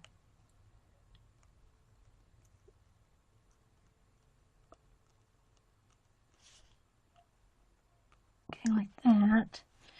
And then I think I want another color in there too. So let's see. I think I'll go around the back side of his head. I want this to kind of stand out. These ribbed areas, I don't even know what you call them, but they're like, like a foot, like a foot on a chicken looks. They look kind of bumpy and rough and textury. That's what I'm trying to accomplish on this. Now I'm going to turn this upside down so I can't reach this part up here. So let me go ahead and color in the stripes with this. So I'm just going to pick out certain areas that I might want to really focus on. And again, you can take as much time as you want on all the areas. Well, I'm going to try to skip around here on different areas of the peacock so you can see different areas being done. Because obviously, I'm not going to finish this.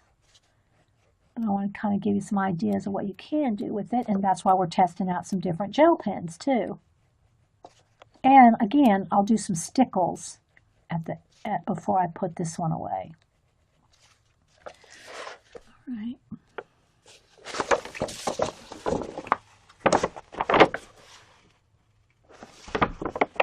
You store all your ink markers on their sides. That way the double, now that's true. If it's a double-ended, markers that have double ends, like whether it's Copics or your brush markers and those kind of markers, definitely store those sideways. Because all the ink's going to run to one end to the other. For sure. Okay, I think what I want to do with my regular white gel pen, I want to kind of accent this one feather. Make it a little more stand out. So just, get some ideas of what you might want to do. There's a little white there that looks like it needs to be just colored in. It's bugging me. All right, now I think I want to, what do I want? Because I got that nice blue in the middle there, or that green. Now y'all got me looking at all my gel pens. Okay, I think I want a dark blue. I want a dark blue in that area. Don't want it the same color.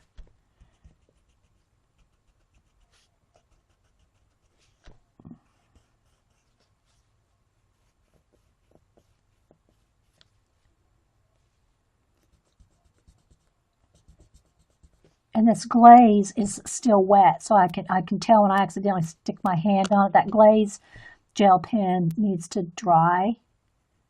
So got to be careful with all this stuff, especially when I get out the stickles. Okay, that looks good. Now I got to decide on some browns. Let me see here.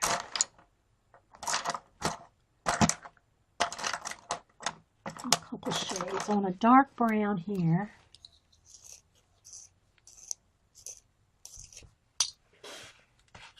Copic specifically is talking, it's something about the pressure and the construction of the barrel distributes evenly between the ends.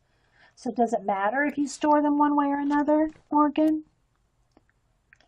Okay, this is a dark brown, but it's not like as black as that gel pen.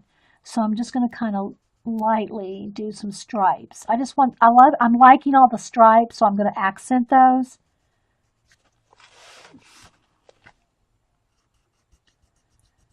But you'll see, maybe, I don't know, I'll try to hold it up so you can see, where because I just did a wash of brown or tan, so you can see how some of it's lighter and darker. See where this is lighter washed here and darker washed there. But when I do the stripes, it keeps that little bit of shading. It gives it a little dimension, a little depth, because it's been washed right there. So I'm going to stripe all this right here too. But I'm going to try to be careful not to get my hand in the, what do you call it, the souffle. The souffle pins are still wet, or glaze rather. The glaze, not the souffle, the glaze. They're still wet. So I'm just using a color pencil to go in there and do a few of these. Like that. I can feel this pencil wanting to break off. It's like wobbly.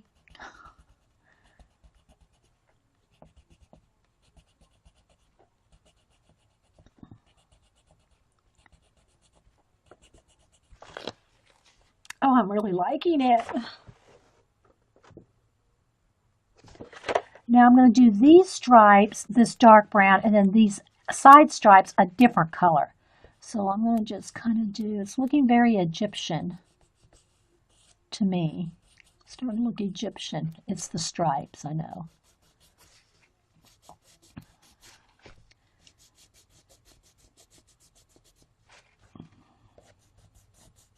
I need to sharpen.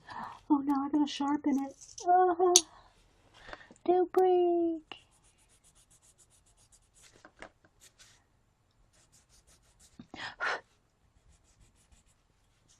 It's wobbly. It's a little tricky when the pencil's wobbly. Oh, there it went. He gone.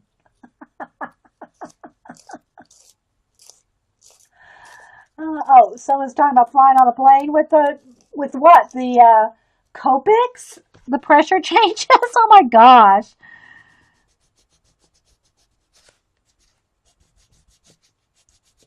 Okay. So liking that. Now I want the side stripes to be another color. What color do I want them to be? Do I want them to be kind of the burnt sienna? I think I do. You're a sucker for pens? Oh, I know, Carrie. Me too. I can hardly walk into Staples and not buy something. You know? I'm talking just like black pens and markers. I know I am so afraid to order from Jet Pens. I gotta tell you, I am scared to death. Try to put in an order at Jet Pens. You probably won't see me for, I don't know, be tough. That site, I see people posting what they get there. I think I've gone there. I think it's Cameron wanted to look at something one time when I went there. Oh no, please. That's worse than Pinterest for me. Jet Pens would be like worse than Pinterest. I would be looking at literally every single one. Sets, individuals, pencil cases. I don't know. Miss Vicky B has probably been there and got sucked in and lost for days. Okay, I'm liking that. Look. Once on, you can adjust the pressure by removing both nibs. That is weird. Linda. Yeah, no, right? I don't know. Let me have a sip of coffee. All right. Now I do want to tie in this little feather a little bit, but I'm not sure if I want to tie it in with this. I want to tie it in with that. Do I want to tie it in with this?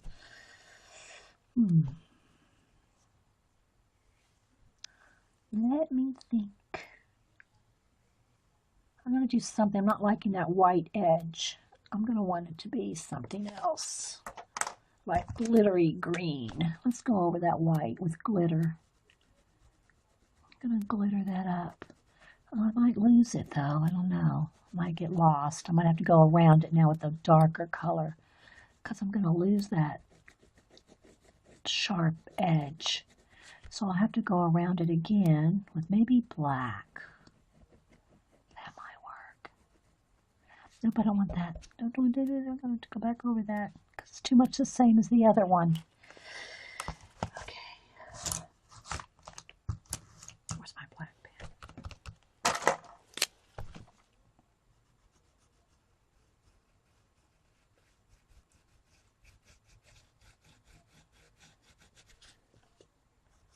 I want it to stand out. Because my black pen's not going to like going over the wax and the wet gel pen.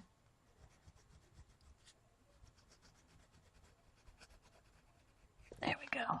Now, I think I'll go with a little black pencil.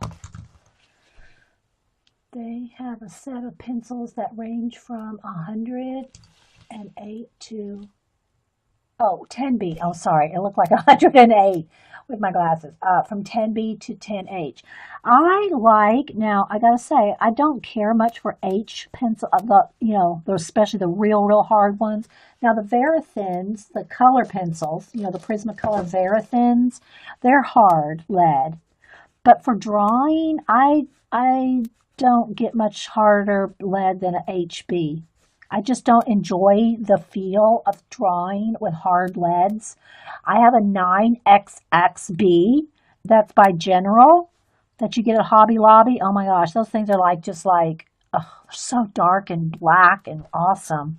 Okay, so now I've put that black on there, so I'm just going to go ahead and kind of add a little bit more shadow in here. I'm just going right back over some of the color that I already got there. But since I added that nice harsh black around there, now I got to kind of blend it out a little so it doesn't look so stark.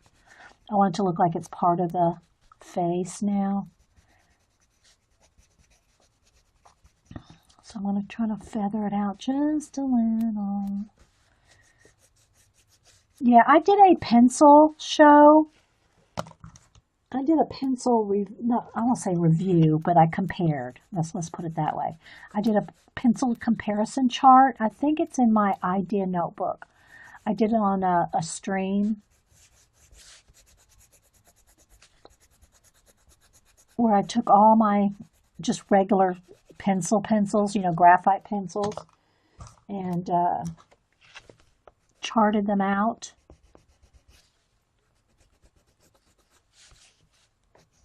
I want some nice harsh contrast in that black right along the eye line there.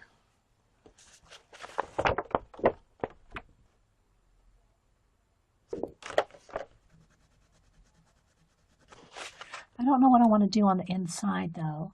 Maybe gold or silver. Gold. Let's go with gold. Where's my gold pen? Let's go with gold. And I'll probably stickle that, make it look like a jewel. A nice jewel in that middle.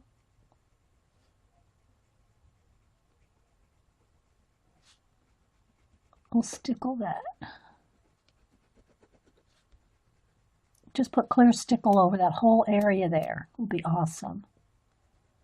But I don't want to do that till we get closer to being done with coloring this because I'll be the first one to stick my hand in there. Oh, that lead's breaking too. Come on, I just need a couple little bits. It's bending. Okay.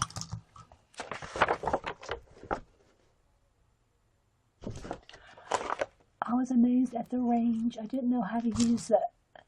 I just don't like the H's. I mean, I don't like drawing with them. I mean, if I was doing more buildings, architecture, or tiny little things, You know, that's what the Verathins are awesome for getting in tiny, tiny areas that, you know, it's harder to get with a soft pencil in there. But I just don't do that much of it, you know. All right. So I'm really liking the way this white, the little circles and things are. See, I can kind of just keep on with that and do that same thing down in here. I want to keep doing those feathers all the way down with the white, but I don't want to just do that, just that while we're here. All right, so my hands are getting, where did I get all this ink from? Oh, so anyway, the pencil thing, though, this is where I usually keep at least one of every kind of pencil and pen in my little case here. And then I have extras, like if it came with 3 or 4 in a pack, they're in the drawer, pencil and pen drawer. But I do keep all the different ones, you know, at least try to keep one of each in here. And the General XX, oh, it's 9XX. Did I say 9 or did I say 6? Anyway, these are the General, I get them at Hobby Lobby, Kimberly, and I think Michaels has them too. But let me get it here. Oh, I can't do it on that. Let me get it here. They are so dark and black. Look at that. And they smear a little, not too much. Not like it's not as smeary as say a charcoal or something, but they're so dark and black. When you want a nice dark black, I mean that's as close to an acrylic paint you're going to get without a color pencil. Okay, I mean the black color pencil, but they're just awesome. They're just really cool. I love them. I just don't draw. I don't do a lot of sketching with pencil that much. And right now, at this point in my life, Cam and I used to do more when we'd go out and sketch and stuff like that. But, you know, I'm trying to get Darcy Glam to go out on a sketch crawl, go to the museum. Oh my goodness, I want to. Okay, the case. Can't tell you what kind of case it was. It's on the Army surplus. And you just have to look around. They have all different kinds of cases like this. I don't know what the original purpose of this case was, but they have all different kinds of elastics. There are different sizes of elastic and the layers. Like this is a layer of elastic on top of a layer of elastic. So there's like multiple layers of elastic. I don't know if this was a medic kit or something, but it's got all these pockets back here. It's got all the elastic here. So I keep the pens on this side, the pencils on this side. See, same thing for here. There's pockets back here. And then on the front, they also have, you know, different kind of places. But they also have this, like, I guess it was supposed to be on your belt. I don't know. You know, or maybe this attached to something else. And then they have all this Velcro on the front with other, you know, little things, but I don't know, I don't have anything stuck on there, but, you know, they've got all these other ones on the outside, and it will, believe it or not, with all this in here, that will close. That zipper will fold over and close. Then it's got these loops on here, these like, it's got these like metal straps, so you can almost like make it into a purse. These unsnap too. You know, there's snaps there, but that's a nice wide. You could put a sketchbook in here. You could put a small sketchbook under there. And what else features? Oh, it's got the like the little tie things. What do you call these? Where's the end of it? It's on this side or this side. Where you can tighten it with the cord. You know, you can do the pull cord thing here and tighten it all up. Okay, and it has a complete zipper all the way around, and it lays perfectly flat. But I don't know what it's called. It's at the Army surplus online. Just what I can't tell you. I don't have it saved anymore. I've had it for years, and so I don't remember. A hubster got it for me on Army surplus online. But there's all kinds of cases like this. I mean, I have an old ammo case that I use as a purse in OD green. I mean, you know, there's all kinds of things. But anyway, there's all kinds of different kinds of these cases that can work for pencils or pens. So, and this is just my pen and pencil. This is not the one my big tote that I keep I keep, like if I want to go somewhere and carry a lot of pens and pencils. And I used to keep this on my desk. I had it on my desk sideways with all my color pencils in it, but because I'm using my color pencils like 8 hours a day, I don't put them in this tote. I just keep them in the trays now. But this is the big tote. It's one of those, it's like a scrapbook tote. You see, it's got all the pockets all around the sides and everything. And this is where I had my gel pens right here. All the gel pens I just pulled out to show you. But, yeah, this is good to go on the go. If I like go to Denise's and want to take a lot of stuff, I'll put them in here. Anyway, okay, so shimmer glazes over the white pencil. The shimmer glazes over the white pencil. Oh, no, I hadn't said that, Mac. We're trying all the different ones. All right, let's try the shimmery glaze, the glaze, right? The glaze. The glazes over the white. Yeah, let's try. Oh, I think I did try one of the green ones. I couldn't get it to work. No, I did try that. I did try it, and it shows up a little. They're not happy going over the color pencil though. You found one side. It says 11 by 7 by 6. That's probably about what that is. That case reminds me of the.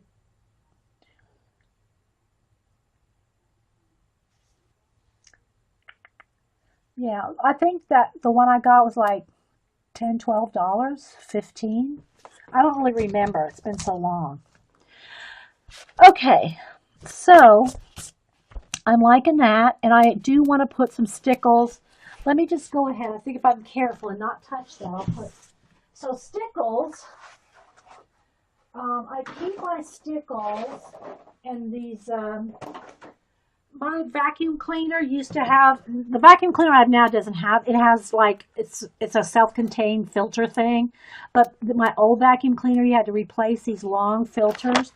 So I kept the boxes, and the boxes were the perfect size to hold stickles. So these are all my stickles in the vacuum cleaner filter cases. So what I want to do though is I just want to get a clear.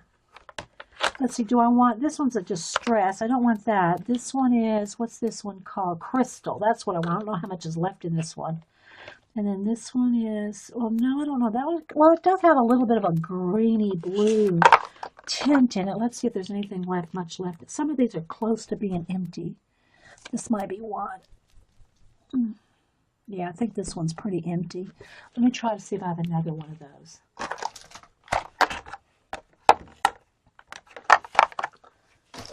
Let's try another one. I might have to poke a pen in it too. I haven't used some of these in a long time. There it goes. I did use some on Martha's, that skull that I did for Martha for her birthday. Oh, this is looking awesome on a peacock. Just saying. That skull I did for Martha's birthday. I used quite a few of these colors, but I don't remember which ones I used. Which ones work? Okay.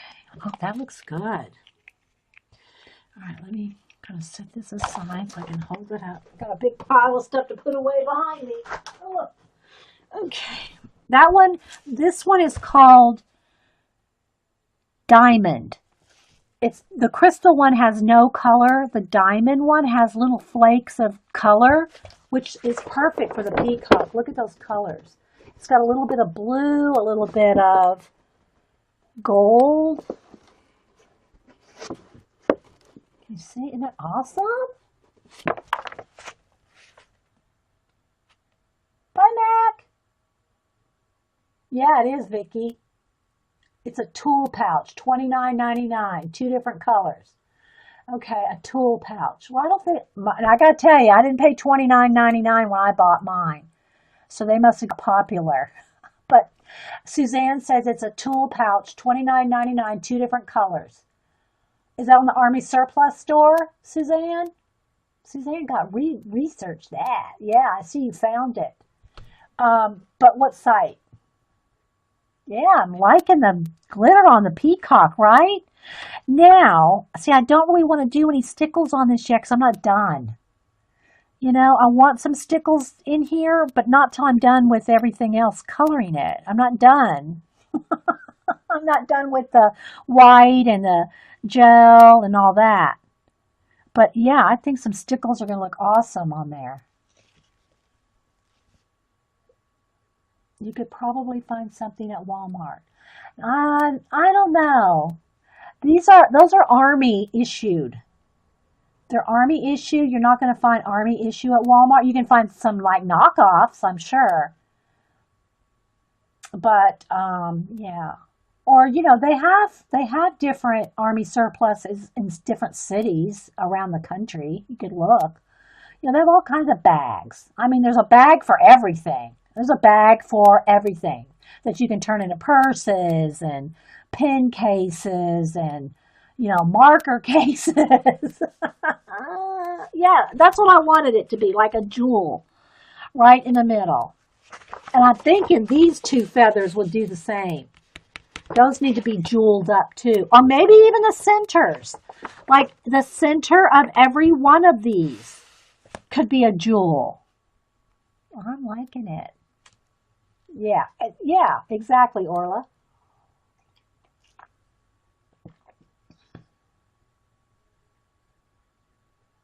Yeah, there's all kinds of things you can find. Okay, so now, what time is it? We got a little bit more time in this 3 hour segment. Uh, they have 5 colors. Okay, well then I can tell you, unless they're like camouflage, green, black, you know, if they're pink, turquoise, red, those aren't Army issue. Those are not going to be Army issue.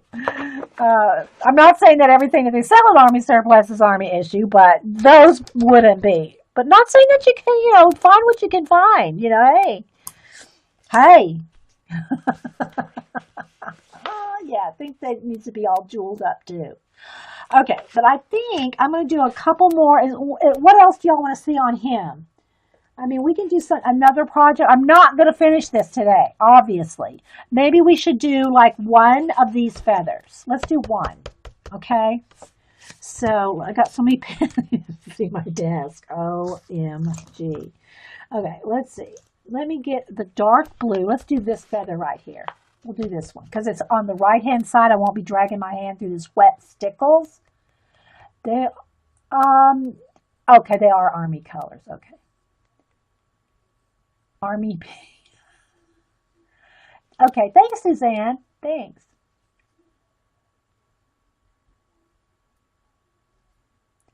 Like my plaid bow. Oh my! There's Angie Bell. Yeah, Angie Bell. This I gotta tell this, and I don't. It was last week, I think. She was showing some of her hauls, and she has a plaid bowling bag that she uses as a purse, and that she found matching plaid boots. You'll have to go watch it. Put a link to that video. Put a link, Angie Bell, my fairy treasures. Oh my gosh. Okay, so I think what I'm going to do is I'm just going to kind of pull out maybe a couple of the stripes just to, and again, every one of these feathers, I'm going to have a shadow there.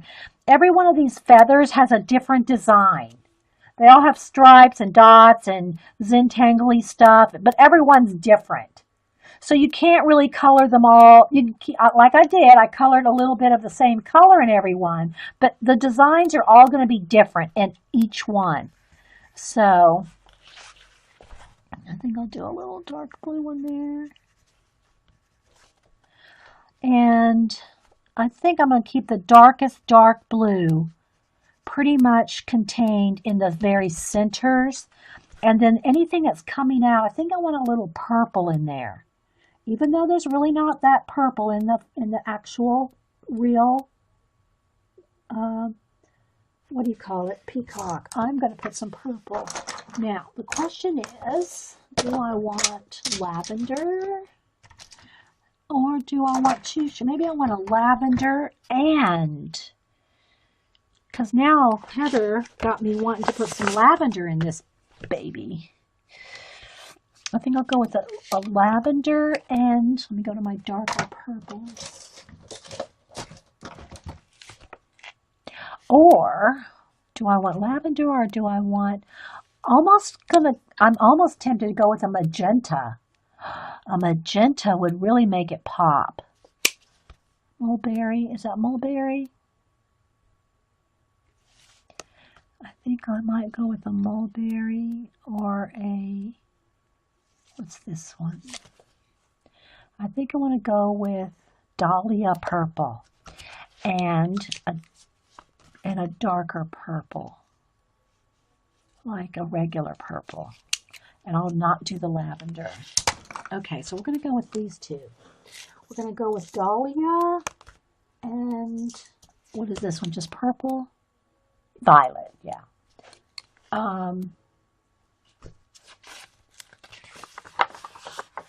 Pink camo kind of defeats the purpose of camo. Yeah.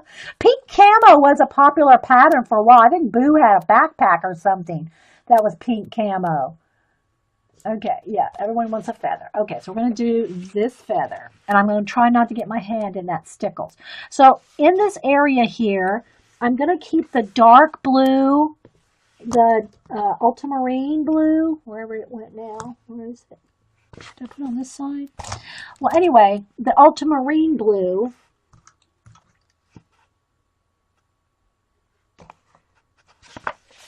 I want to keep more in the center. And this is getting ready to break. Might as well let me sharpen that.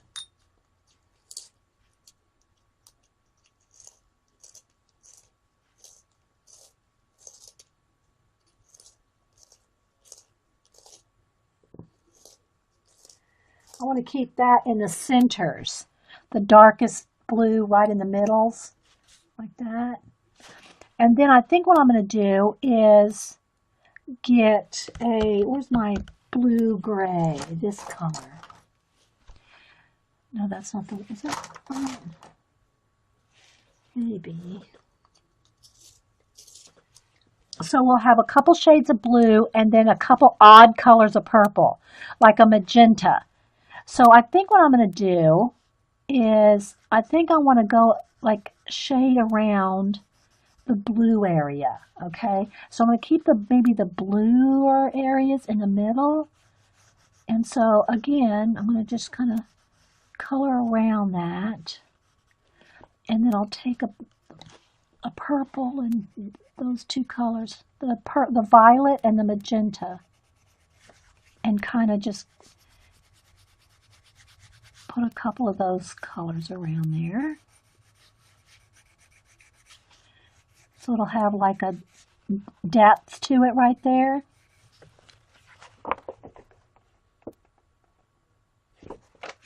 And then we can either do some of the stripes or not. I kind of like it not. Let's see, let me go with the white and kind of, because this part, the outer edge here, this outer edge is still acrylic paint inside there. So I can kind of go in here with my white and kind of just go on top of the stripes real quick. And I'm kind of like blending the purples and the white together to kind of have a purpley magenta area in the feather.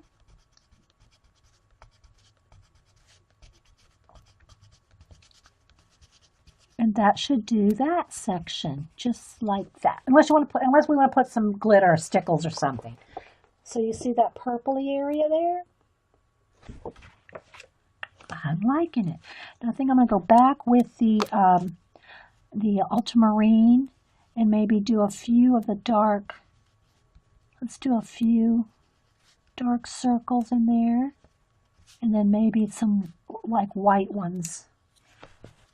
Kind of give it some like brighter highlights. Again, we could do some of this with the gel pens or the stickles or the glitter, you know, or a little bit of this and some, you know, glitter on there.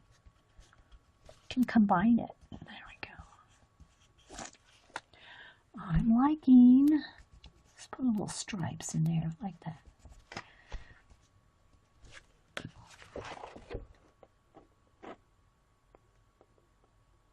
It does look so pretty.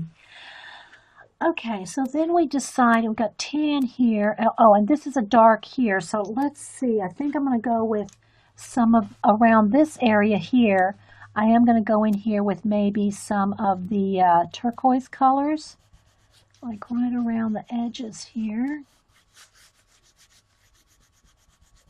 I'm going to do light pressure. And we're going to put some turquoise and some lime green, I think, right in here.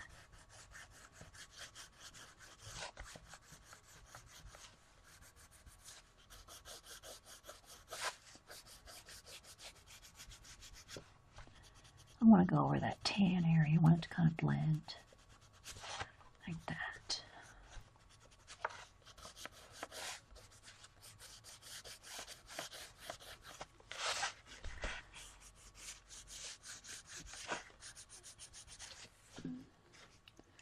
And then where's my lime green? I had it pulled.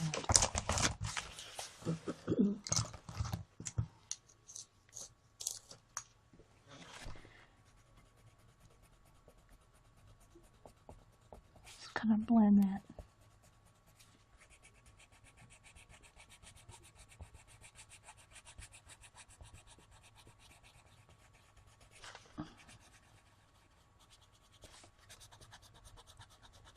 So you can see, you can just color over a whole area and not have to do every, I mean, I like the idea of the stripes in his beak. And maybe I'll do a few, I don't know, here and there. But I don't feel like I want to color every single one of these stripes in and of themselves. I just want to kind of like color it like this, you know. And then the outer side, do I want another shade of blue? Maybe a lighter blue. Maybe a pretty, yeah, that's all I think I'll do this color. Let's go ahead and go with the gray blue. Kind of feather that in. I gotta pull this down, not in camera.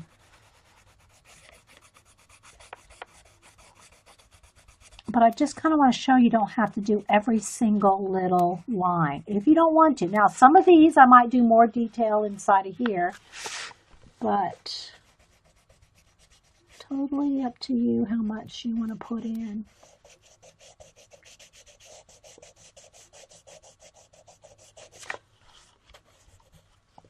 Now I'll take my white pencil and sharpen it.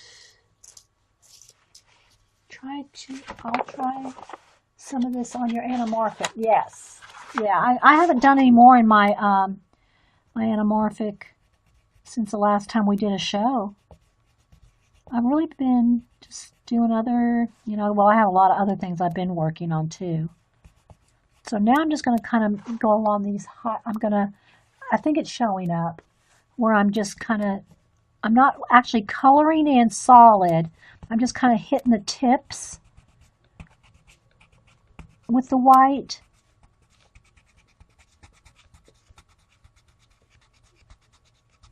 And brightening it up. And again, we could do this with the gel pens, some, you know,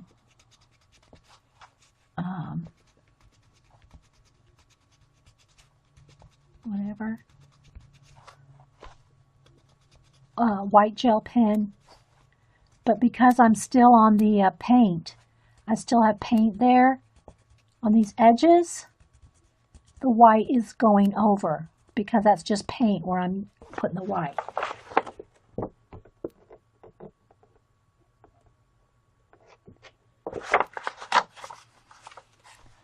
Okay, let's see here. I'm going to put a little on the green one too. It's not going to be as bright as that one because I do have pencil on there. Pencil is touching. This would probably be better with some gel, but I don't really want it too bright. I just want it a little brighter, but it doesn't have to be white. Just want it brighter.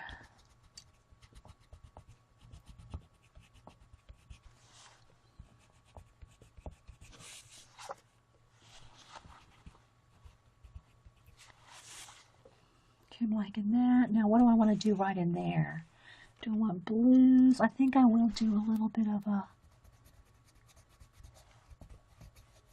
blue and then some white. That'll make it like a little flower stand out. And maybe right along the circle. That one. And I think I want a stripe in that.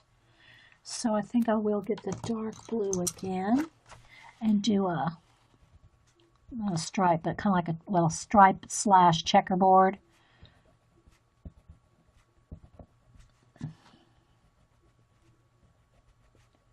Then I'm going to do the tan area here.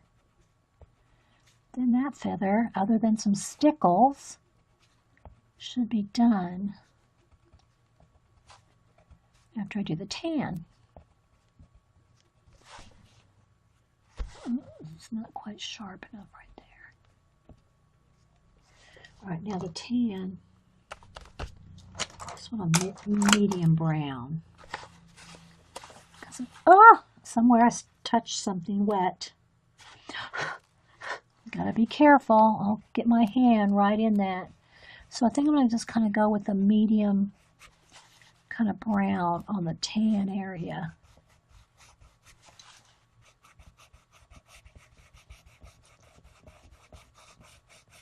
It needs to almost be a little, I think I'd rather have it almost red. I mean, not red, but I'd rather have this tan color be the, oh, this isn't what I want. I want sienna instead of brown. Because I added the sienna in the beak, I think I'm going to, instead of the light tan that's in the color of the peacock, I'm going to make it a sienna color. I think it'll just be more vibrant than a light tan color. So we're going to do that.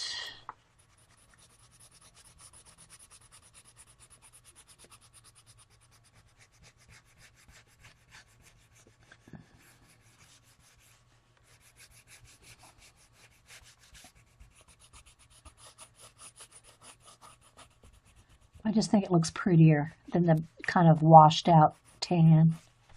So we're going to go with that. Then I think I might go around those little black circles. I think I'll put black in the circles first to make it stand out. The pen or a pencil, either one. Let's see. Did Vicki find something for you guys? Oh, you found the multi-field. Okay, it's called at Harry's Army Surplus. Let me grab the link and save it.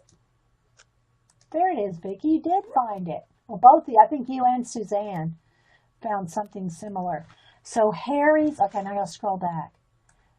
Harry's, oh, it's scrolled up. Vicki, will you post it again so I can read it? It's scrolled off my scroll and I can't scroll back. It's not letting me scroll back. Can you repost it so I can read it? Harry's Army Surplus and the, okay, the Enhanced Multi-Field Tool Pouch. How much was it, Vicki? So there y'all go. I don't know how now there probably won't be in stock because everybody's going to go get one. And they have them at other places too. Okay, but it's called the Enhanced Multi-Field Tool Pouch. Yeah, that's what mine is.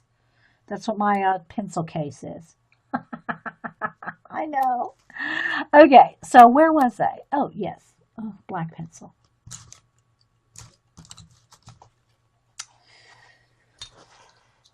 At Harry's. Run to Harry's. $29.99 at Harry's. Thank you, Vicki, and also Suzanne. Okay, so I'm just going back over these dots in this particular feather. You know, some of them don't have these dots, but I want to make them extra dark because we've been coloring over the top of them, and they kind of lost their darkness, their vibrancy of being, you know, dark black. And the same thing for these. like all these the dots, I'll probably go in there and go over them with black. Because let me show you a couple here. Let's do these two. See how much darker they are? Those two. Look at that one compared to that or that.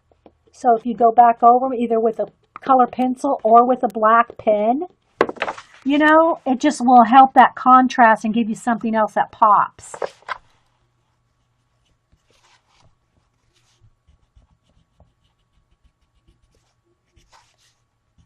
Okay, what else do I want here?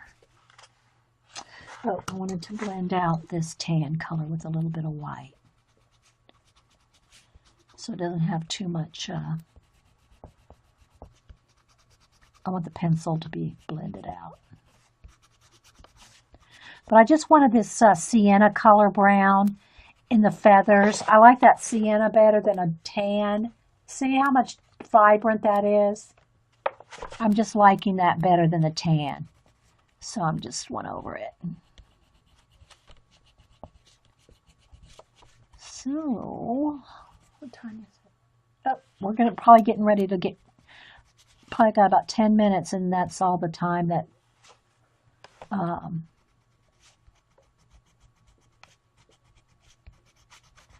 y'all want to do something else. I don't know. I set aside Monday for streaming, so it doesn't matter to me. I gotta clean my tip off. Mondays I do make sure I get my streaming and Happy Mail. Although I do need to get some Christmas cards done sometime. And if I'm going to Denise's this week. Okay. I think I even want maybe just even a darker green.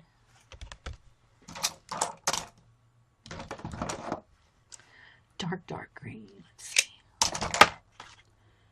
This is called, oh, this is the Peacock green too, but maybe that wasn't Peacock green that I did that part with.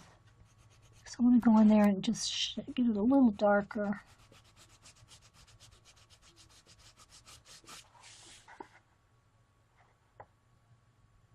Yeah, we still have the Game of Thrones.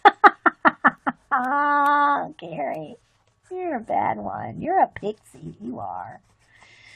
Okay, do a little shading around there. So we'll just work on this one off and on because I'm not going to sit and do a whole poster. Even without being on stream, I would not sit and do a whole poster just by myself and in one sitting. Okay, so I want this to be a little darker right along the back side of that. See how I'm kind of getting some darker shades right behind that lime green? Because that's going to make that really pop. I think I am wanting some white gel pen right along the edge. I think I do. I'm going to put a little bit of gel pen on the edges of the feather, the edges of the outer edge of the feather. Oh, and I wanted to show you how to do some of the background too. Hang on. But if it does end up stopping whenever, here shortly, guys. Thanks for watching. Thanks for commenting on the recordings. And if y'all get a chance to come over to Ustream TV, just look up Coffee and Art in the Morning or Inkwell. The links are always, I always leave a link to the Ustream in my YouTube description. This feather's behind that one a little bit, so I don't know if I should really be putting that there because this is coming over the top of that. Maybe I'll just put this feather back over the top of that one. I like that better.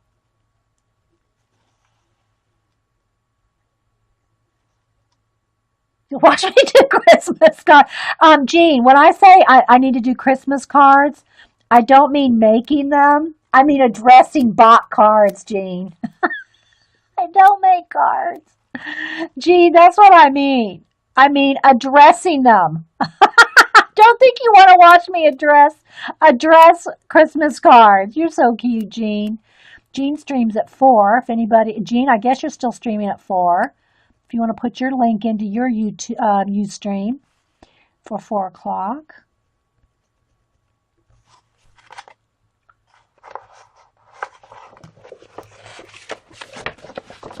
Yeah, Jean. The back, yeah, I'll do some of the background feathers. Okay, let me go ahead and finish doing the gel pen edges here. Sorry guys, I have to turn it because this is wet and I can't put my hand on top of that. So I have to turn it, otherwise my hand will be in the wet gel. And I'm just going right along the edge, on the tips of the feather, just to brighten it up just a little. And maybe right inside the middle of those little flowers, maybe a couple little dots there. You can put your own doodles in there. If you see an area you want more white dots or more black dots or more whatever color, just, put them in there with your gel pen because you are the boss of your color book, or in this case, poster.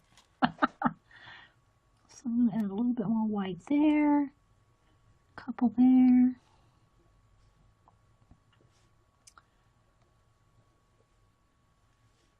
Thanks, Cable Claire. There you go. Thanks, Jean.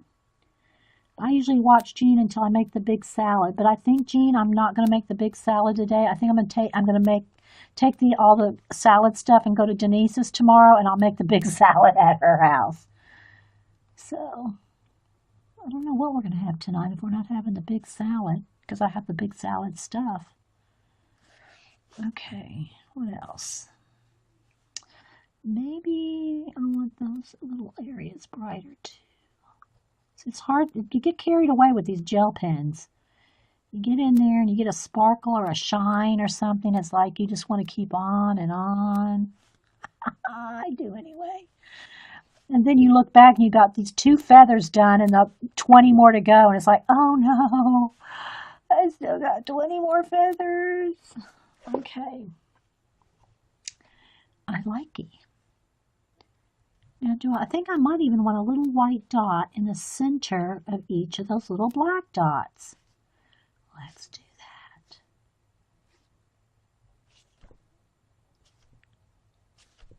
And then I'll do a background area. Then we might have to do the Game of Thrones.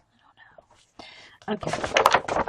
So there we go. So there's one that's, and again, it's a little hard to compare because they are different designs. But there's the colors we started with, and that's what we ended up with. Hey, Miss Anita K. Do you have to worry about the gel pen smudging even after? No, after it dries. And I would personally, I'll take a heat gun to it. But they dry. It almost feels like acrylic paint. That crusty kind of, it feels kind of like acrylic paint when it dries. Like white acrylic paint. All right, so let me go ahead and do this little area right here. So what I'll do there is, let's see if this is green enough. I think that might be too gray. Let me see. That one or, that's probably the same exact color. What color is that? I want a couple of shades of darker green. Like that one, and maybe this one. All right, so I got, this one is called, I can't see the names. Kelp Green, number 1090. And this one, which I may or may not use, I have to sharpen it to see if it's going to be the exact color I'm thinking it is. It might be better to use that gray green. Yeah, this is going to be too brown. I'm going to go back over to this gray green. So I'm going to use the kelp and, I need Jean's. Jean, exactly what app is it? What app is it called on the iPhone app for the magnifying glass and the lamp in one? What's that app called? Steel. So this is steel, kind of a steel gray, and kelp green. So I'm going to use the kelp green and get a dark area, particularly around. So let me just kind of do this real quick. I'm going to go all the way around I got to be careful. It's still wet. any place around the back side.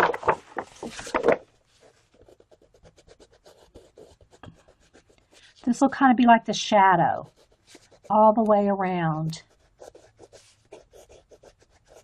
Now, I'm not going to leave it that harsh. I'll blend it out. See, like this.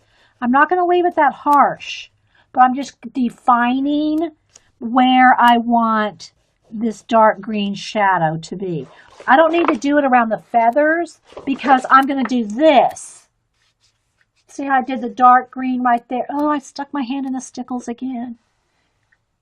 I got a touch this weekend. I'll get us. Hey, yay! Awesome, Anita. Maglite. That's what it's called, the app. Okay, let me write that down. Maglite. I have to write it with white on my black paper. Maglite. Okay, I'm going to get that app, Jean, because I'm tired of using my little handheld. Okay, and I haven't done this yet either. Dang. Okay, so, all right, so that is what I want to do. I'm going to have to turn it so I don't get my hand in it. But every place where we have the dark, this kind of, what do you call it, hunter green, I'm just going to kind of just put a line there. It's not going to stay that harsh. I will feather all that out, blend all that out, okay? I'm just defining the areas around the peacock where it'll be darker.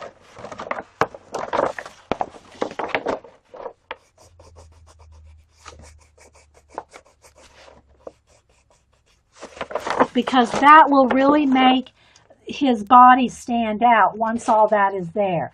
And again, the feathers are going to have their own dark shadows, like with the teal and the green and all that. So I'm not putting this on them because they'll have their own. But around the areas where there's no feathers, or around the outside of the feathers, we're putting this green. Just so you can kind of see where it's going. Okay? All right, let me sharpen again.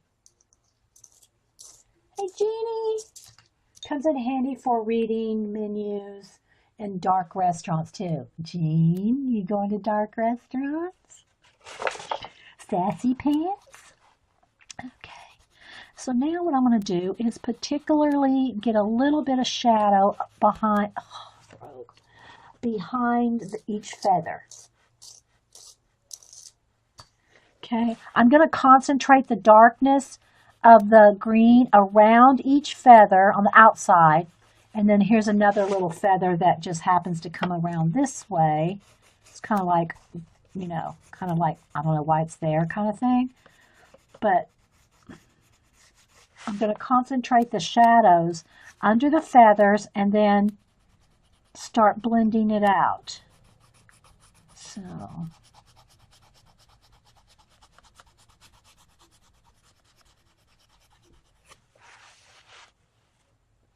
I wish it was as exciting as that. Okay, Jean.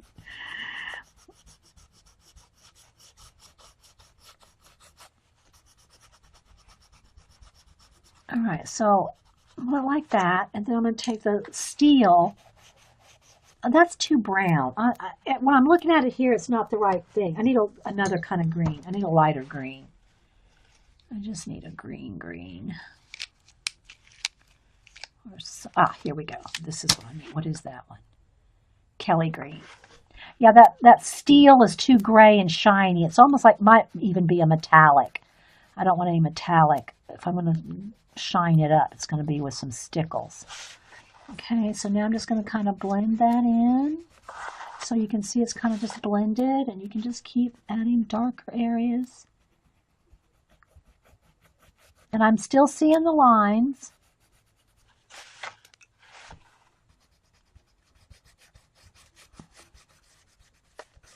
But it kind of gives you that illusion. Now we can add some individual. This is just me. What I would like to do with this is, you know how the peacock has those feathers that are like So here's the around the feather like this, and they have those little stringy ones. See, that's what these are, but they're usually just all in the background. There's lots of them, okay? But it would be kind of cool to take and hand draw a few loose ones. I think it would be cool. Just a few, like, let me think of what color would work. I guess a gel pen would work too if you could get the right gel pen to work. Or maybe a gold gel pen. Let's see. Oh, I got a green one too. Let's see if these glitter ones will show up. Nah, it's not going to show up. It's going to have to be paint. So let's think a minute. What color would I want to do that? Don't know if this would show up. Oh, you know what? A mint green would be awesome. It might be too much. Let's try a light color of this. Hunter. Oh, I already probably have some on the palette. But I don't want it so, that one's too wet. I added so much water to it. Let me just try another. Let's try this. Or even black. See, I'm trying to do too many of the details now without having all the other stuff done. And you gotta have all the other stuff done really before you do this. But, all right, let me put a little bit of white. I have a white opened up here. Okay, so let's see. I just want to lighten it up a little bit lighter than the wash we put on there because so it'll show up. Where's my... You should see my desk. Oh my gosh. Seriously? I can't find anything.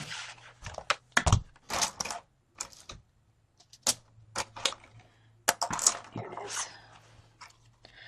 All right, so let me mix. But I'm just thinking that it might be kind of cool to do some, like, you know, like that. I don't even know if it's going to show up. I'm not going to like that or not. I don't know. Thinking. I haven't plotted this out.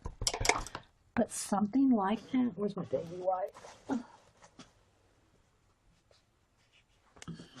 I don't know. You know, some individual little fluffy things like that. I'm not sure I'm going to like that. If I do, that will be a final thing.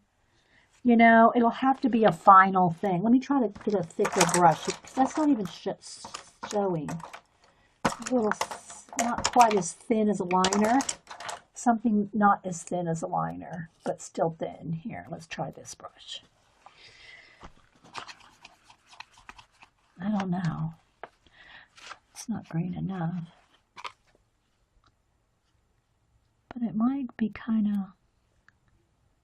No, I think I would have to go with the liner. But I'd want to hang these over this one. See what I mean? And some thin, some a little thicker. I don't know. I'm not sure I'm going to like that. I like the idea of it, but I don't know if I could pull that off. Your desk? You should see mine. It is piled with junk. I need a garbage bag. So maybe I'll leave that there just for the idea of it. But you can see how you can do that. Or let's take this one right here. We could take, I don't know if I'd want any white in there. Oh, you know, you could do some, I don't know. Dee needs to be, it needs to be brighter. Yeah.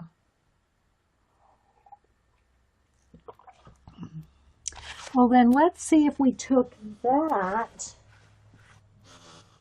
and take a bit of baby white. Let me see if it's wet enough for me to get some of it off. Well, yeah, but now I can't put the gel pen on it because it's wet.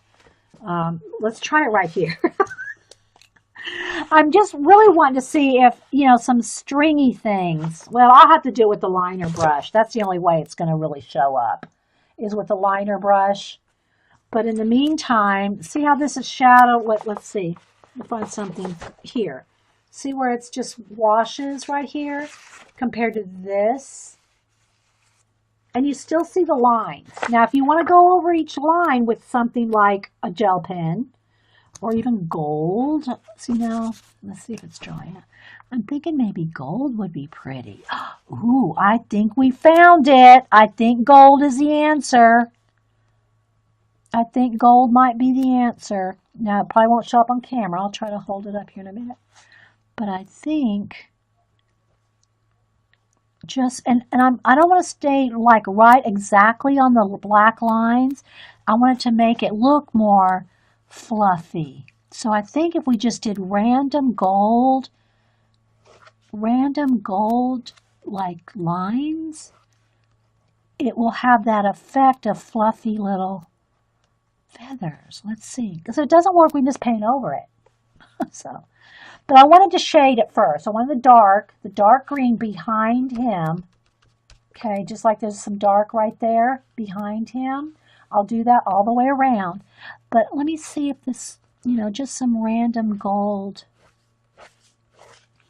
And then have some crossing over. And it would come over the top of these other feathers too. I don't know. What do y'all think?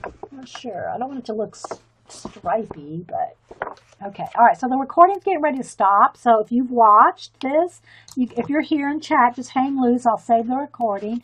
But let me show you real quick what we got done. And I hope you'll enjoy just, getting some ideas for some shading and coloring. So thanks for watching the recording, guys, and I'll be right back. And it's just to get a wash of color so you're not worried about every single one of those little tiny things. And it doesn't even have to be perfect. It can look like a watercolory wash. You don't have to have it perfectly flat.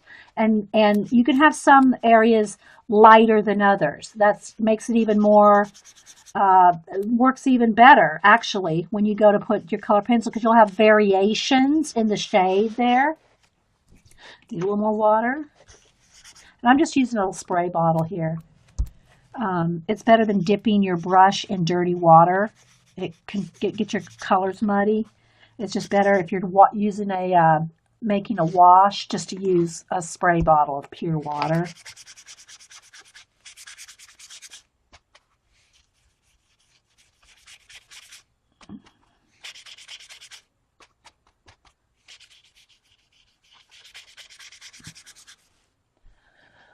Oh, question. I love the idea of diluting the cheap paint and using it on the detail pages. Yeah. The only drawback to that, guys, is the wrinklage. It will wrinkle. And so the heavier dutier of your paper, the better. Because it will wrinkle. But if you saw like in my Animalia, if you saw that by the time it has practically covered again with color pencil, the wrinklage is minimum, even on those thin pages. But test it, guys. Test it like the back page, the index page. Have one of the back pages in whatever color book you're using, just for a test page, whether it's markers, watercolor, neocolors, your washes, your Copics, or anything. Have a back page just for testing, whatever. Because every color book, I'm telling you, every color book's paper is different. Every color book page is different. Okay, so that's I just went with a little picture of a head of a peacock right over here on my iPad in some Google Images. So now I'm going to go to another, let me go ahead and, I should have saved that picture because I want some for the detail. Let's see, was that it? No, but that'll work. No, that won't work. Okay, so then now I'm going to go find a good picture of the feathers. So I could have saved some of this, I guess, before I hit record. That's the one I had. That's one. I want to save that one. But I want to see what parts of the feathers. Let me get some close-up pictures of the feathers. Not a drawing. I want an actual one. So let's see. Let's see here. Here we go. There's a photograph of one. Okay, so it looks like and these big feathers. All right, let's see his body right here. Okay, so this is interesting.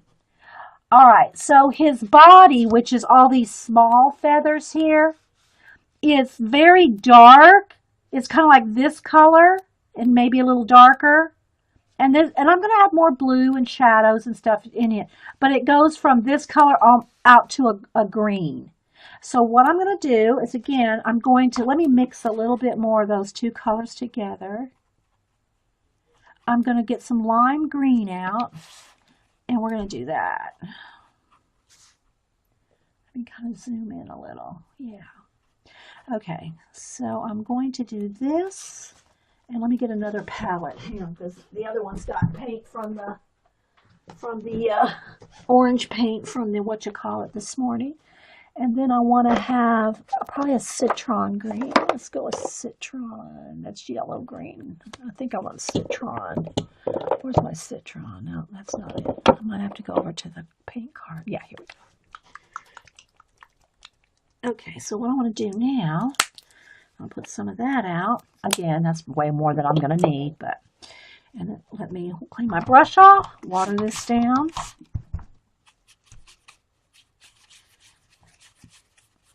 All right. And you don't have to do it exactly like this. You know, you're the boss of your page. You can make him, you can make him purple. It's totally your peacock.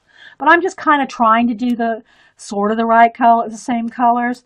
All right, so I think what I'm going to do is I'm going to add just a touch of blue. I'm going to add a touch of ultramarine to this just to make it a tiny bit darker. Again, I'm going to add some water. Just a tiny bit darker shade, because I will be using that ultramarine color in the pencil color.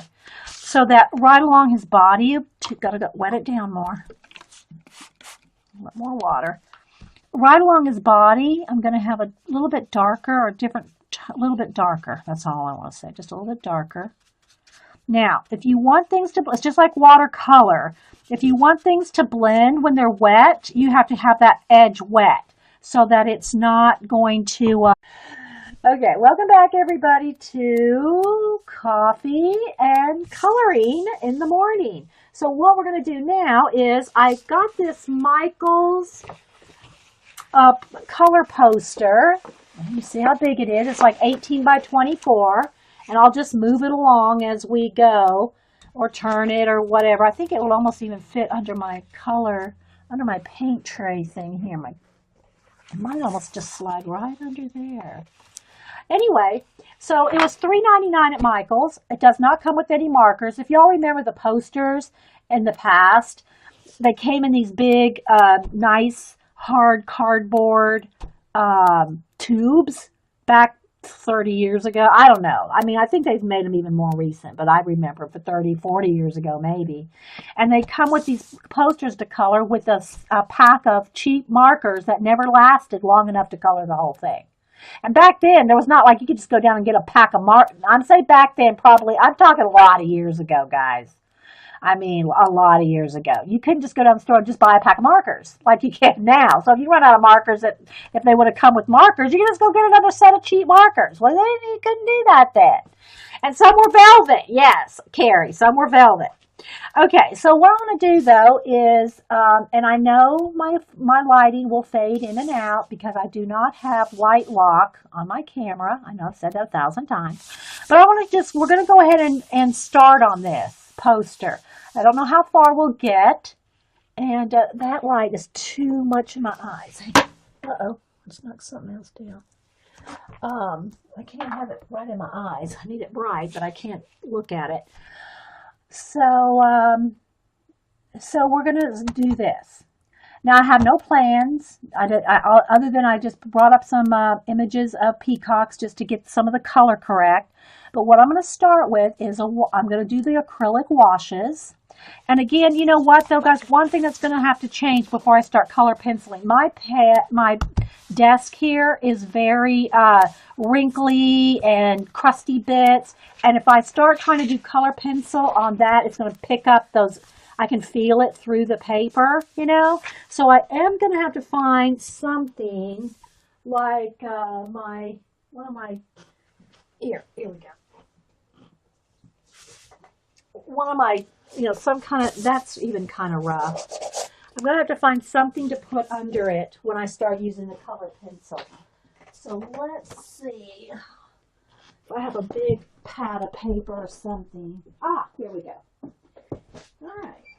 So I have this, I remember I showed this to y'all last week. A couple of months ago, Hobby Lobby had sales on huge pads of paper and stuff. This just happens to be some tracing paper. I've never had a piece of tracing paper this big. I'm not an architect. I don't do blueprints, so I've never had a need. But it was regularly $20.99, and I got it for $7 and change. So I had to buy it, What I'm liking about it at the moment is it's perfect for under the poster. Okay, because it is 19 by 24. And so, yeah, that'll work. So now I have a nice clean surface underneath. Yeah. All right, so let me get some a palette here. This is part 2 for the day. So I did have to clean up and start a new recording because I didn't want the red panda on this recording, which we finished, and I'll upload that as well as this one when we're done. Yeah, it was a good buy. I know, right? Okay, so I'm going to start with his face and his body here, and I just use the cheap acrylic Americana paints, but I don't want to get this too dark as the Peacock actually is. I'm thinking if I do want this dark, because then I can go over it with the pencil with a lighter blue, and that will probably make it pop. So I probably do. Now I don't have an iridescent, the Peacocks are a very iridescent form of this.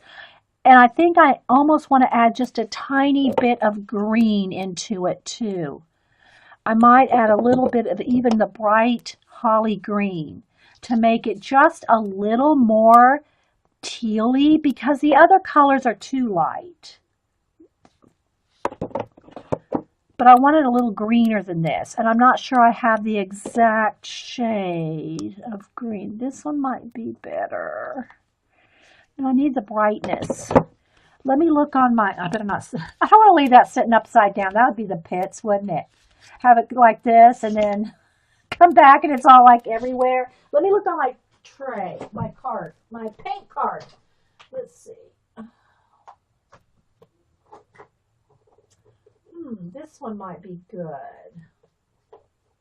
This one might be perfect.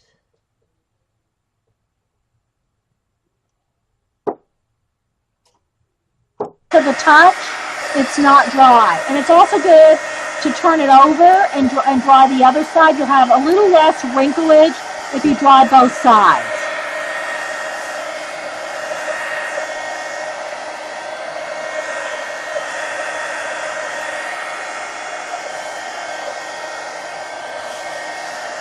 Okay, that's good enough for me to put my hand on now. All right, so now what I want to do is I'm looking at the peacock feathers, the individuals. It looks like the background, the individual, those thin little hairs that are very, very, that cross over and they're very thin, not the individual, these bits, but the background bits, it looks like almost like a dark olive green. So we're going to do that. Let's just go with Hauser Green Dark. Again, I'll just use, I think I have a little bit of space right here. And I don't need much, but I always put out more than I need. And I am going to water that down. Let's get it nice and water right here in this little. And what I'm going to do, you could do the big feather part first. You could do the big feathers first. But I'm just going to go ahead and decide, where the background is. So, in other words, let me look at a feather here. Do I want just this or do I want part of that too? I think I'm just going to go with these.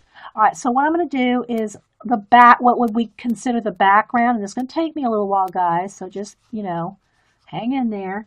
But, you can't do too much. I can only go so fast. But I'm going to keep making sure it's watered down. And I'm just going to do, it's too dark. I need to water it down some more.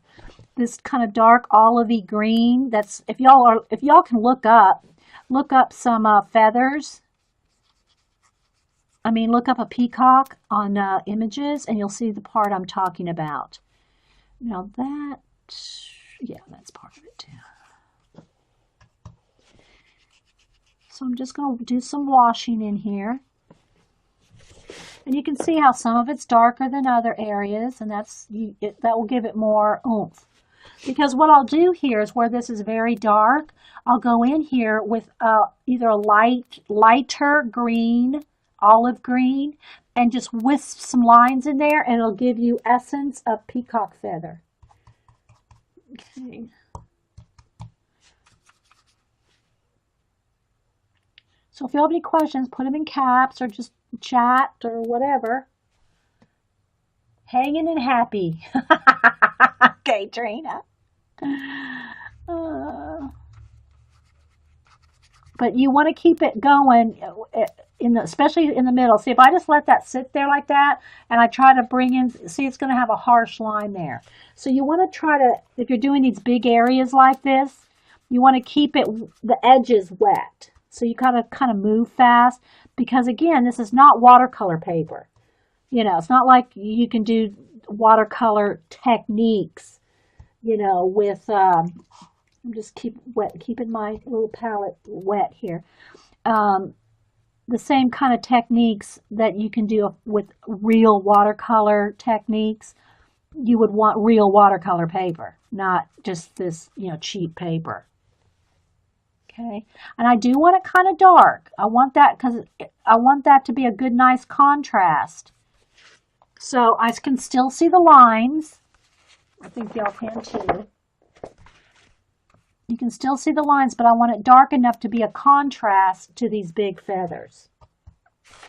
I have to keep kind of wetting that down. Okay, so let me kind of move over here.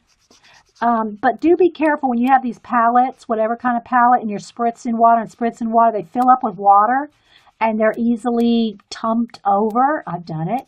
That's how I know. So be careful whether you're using coffee lids like I do, or whatever kind of palettes, when you start spraying in water. And I know I'm spraying more water than like you probably would because of the lights, heating it up and drying it up. So I'm thinking, I think I want all this to be the dark. I want all this to be the dark, feathery area. Maybe this will be a little bit lighter because it's in front. And this one back here is a little darker. And if I go over onto one of the other feathers, I'm not worried about it because I can color pencil over any of this. Okay. Oh, wait, Vicky, looking at the pictures, see the dark colors. Okay, yeah, okay, Vicky saw the dark. I was going to say, Vicky, don't leave without me saying goodbye. You always leave and I never get to say bye to you. So this feather behind that one will be even a little darker. As long as you can still see the lines that you want to color.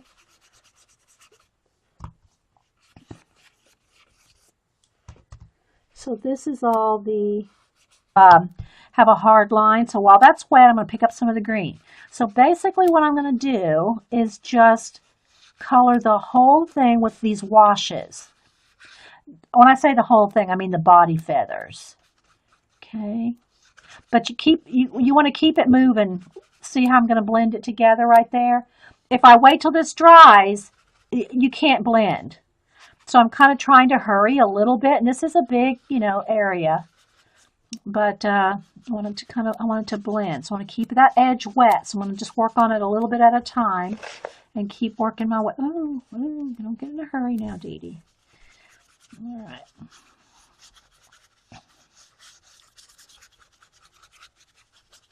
Okay, and I'm going to keep adding water because it does dry pretty fast, especially under these lights. Okay, so I'm going to keep moving. And then I'm going to pick up some green and start blending that. So it's just kind of fading into the green. I'm not really worried too much about going off the edge of the lines here. We've got color pencils to correct a lot of this, you know, anything you go out of lines or anything like that. It's okay. All right.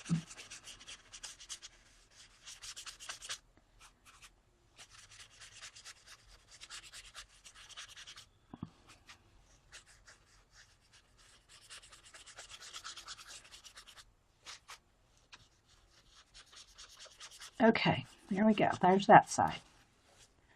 All right. Love the colors, yes. And we'll shade in there. We'll have highlights where the light is, like right along the front of him. And then this will be darker. And then we'll have, you know, and then we'll get in there with some individual colors. But this is just a way for you not to have to sit there with a marker and do every little line one by one. Okay? All right, so now let me move it over to this side. Okay, again, make sure I got some wet stuff there. I need a little bit, probably just a tiny bit more of that dark blue, but let's see how dark. Oh, yes, it could use a little bit more. All right, so I'm going to go just along the edge here, the edge of his face, keeping it really, really wet. Now I'm going to get some more of the lime green and just start blending it in while the edges are wet. While the edges are wet, you're going to capture those edges. And this is not watercolor paper, so it sinks in pretty quick. You know, you're going to get those harsh lines every now and then. Just kind of pick up a little more of the dark and kind of blend it out. It's just, but it's you know, don't get all worked up over a color book thing. It's supposed to be fun. If it's not fun, we're doing something wrong.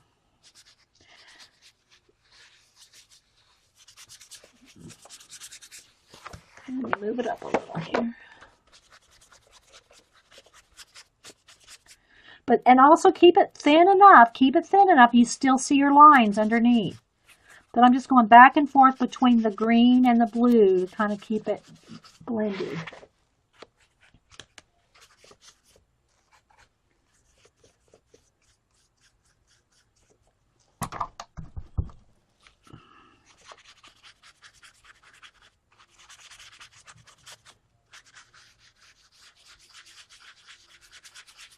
Okay, and if you hear me going over here, I'm just cleaning that paint out of my brush so I can get more, you know, clean color here.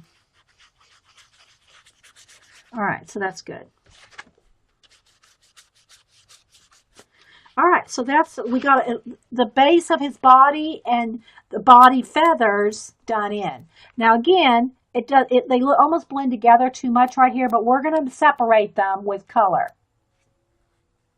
All right, so now I'm going to dry this, and then I'm going to start looking at the big feathers, the colors that are in the big feathers, and see how I want to tackle some of those big areas. But I'm going to dry this first so I don't have my hands sitting in wet paint and all that. So let me move all this over to this side for a minute and get the heat gun and dry this. Move this black and white paint out of my way.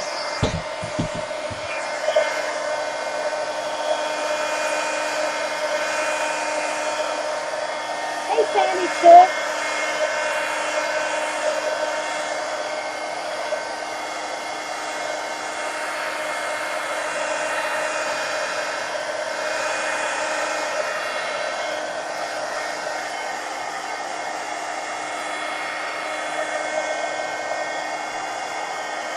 You want it really, really dry. Although I won't be putting the color pencil on this for a little bit because I'm going to do the rest of the washes first. If it feels cold, okay. I think this one might be better, or maybe this one. Let's see what I got here. All right, so I got all these colors. None of them are the exact color I want, but I'm thinking the bluegrass green with a little bit of, I don't know, let me just put some all out here and mix it up. I can see, I know what the color I want, and I'm not getting it in my selection here. So I'll mix my own. But this bluegrass green, let me get the crusty bit off here. It's probably going to be the closest thing I want, although it's a little more on the green side. So since I have that, I don't need the green. Okay, and then maybe just a little of this. I'm going to test it out. If you have any questions, put them in caps. We're winging it here, guys. Take the crusty bits off the hair. Okay, let me shake this one up. I haven't used this one for a while. Oh, it's bluegrass green too. It's the same. It's just a different. Okay, well, we'll go with these two. All right, so now let me get a nice flat brush, kind of big, medium size maybe. Here we go. All right, so now I'm just gonna, let me just kind of play here for a second and mix these two. That's closer because I don't want it quite that green, but that's too blue. I mean, I don't know if it's showing up on camera, but all right. So what I want to do now is kind of got that color. We're going to go with it because I'm going to add color pencil on it. Yes, I know what I want. I'm the boss of my color poster, Vicki. So I'm going to add quite a bit of water here. Now again, this poster is it's thicker than copy paper, you know. It's probably 60 weight, I'm guessing. It's not 110, it's a little thinner than 90. But I don't care if it wrinkles a little. I mean, and it's a big poster. We're going to put a lot of pencil. A lot of stuff's going to be going on. So, you know, but be aware if you do washes, and I'm trying to get it thin because I don't want to cover up. I don't want to lose the black here. If I just went straight color, I'd cover up all that black. Okay, I don't want to cover up all that detail. I could use some watercolors, some neo colors, and you know, some other things to you know, to do a wash on it. But as I've shown y'all before in the charts, nothing beats a wash of acrylic paint for the color, and that's matte craft paint. It's not artist grade with a lot of sheen and all that, okay? This is just Americana craft paint, like $1 a bottle, okay? But your Prismacolors and other color pencils just go on it really, really nice. Your OCD would not allow you to buy. I must have missed what you wouldn't have bought. All right, so let me just kind of test it there. It's still a little bit, and it's even just a little bit more water. Where's my spray bottle? Because I want it very thin. And even just the thinnest bit is enough for your pencil to grip to. Very thin, okay? That's even too thick. I just need less and less and less. So you can see a lot of paint there I don't need. Okay, so I'm just going to do a thin wash everywhere that I'm going to want even thinner, a little bit more water. Very, very thin. So this is a way for you, and I will do this in that Game of Thrones color book too. Very thin washes of acrylic paint. Then you don't have to, you're not trying to color in every single one of those little tiny things individually, okay? You will highlight those. You'll go in there with the light tealy color and some white and highlight all those. So you don't have to color every, you know, people are getting intimidated by some of these color books like the Outlander, Game of Thrones. They're so tiny and detailed. You don't have to color every one of those details. Okay? You don't have to. Maybe that's where it went wrong with mine. It's matte, but it's pretty good quality. Yeah, you want whatever is going to, test your paints. Test your paints, water them down, and test them on a sheet of paper, you know, any kind of paper. Test them on some other kind of paper. Make sure it's dry. That's another thing I stress over and over. If this is not dry, it will not work. Your pencil will not go over. And I know I stress that really heavily, guys. The first time you ever try to go over a wet bit with your color pencils and it either tears, pills, or just flat out doesn't work, you know, you won't do it twice. Hey, Lily. All right, so now I'm going to just kind of move this up and do the body. Again, all the body here. Oh, I got a little blob there. I got to be careful because this probably shouldn't be sitting on here, but you know, it is Ustream. I want to film it. So again, very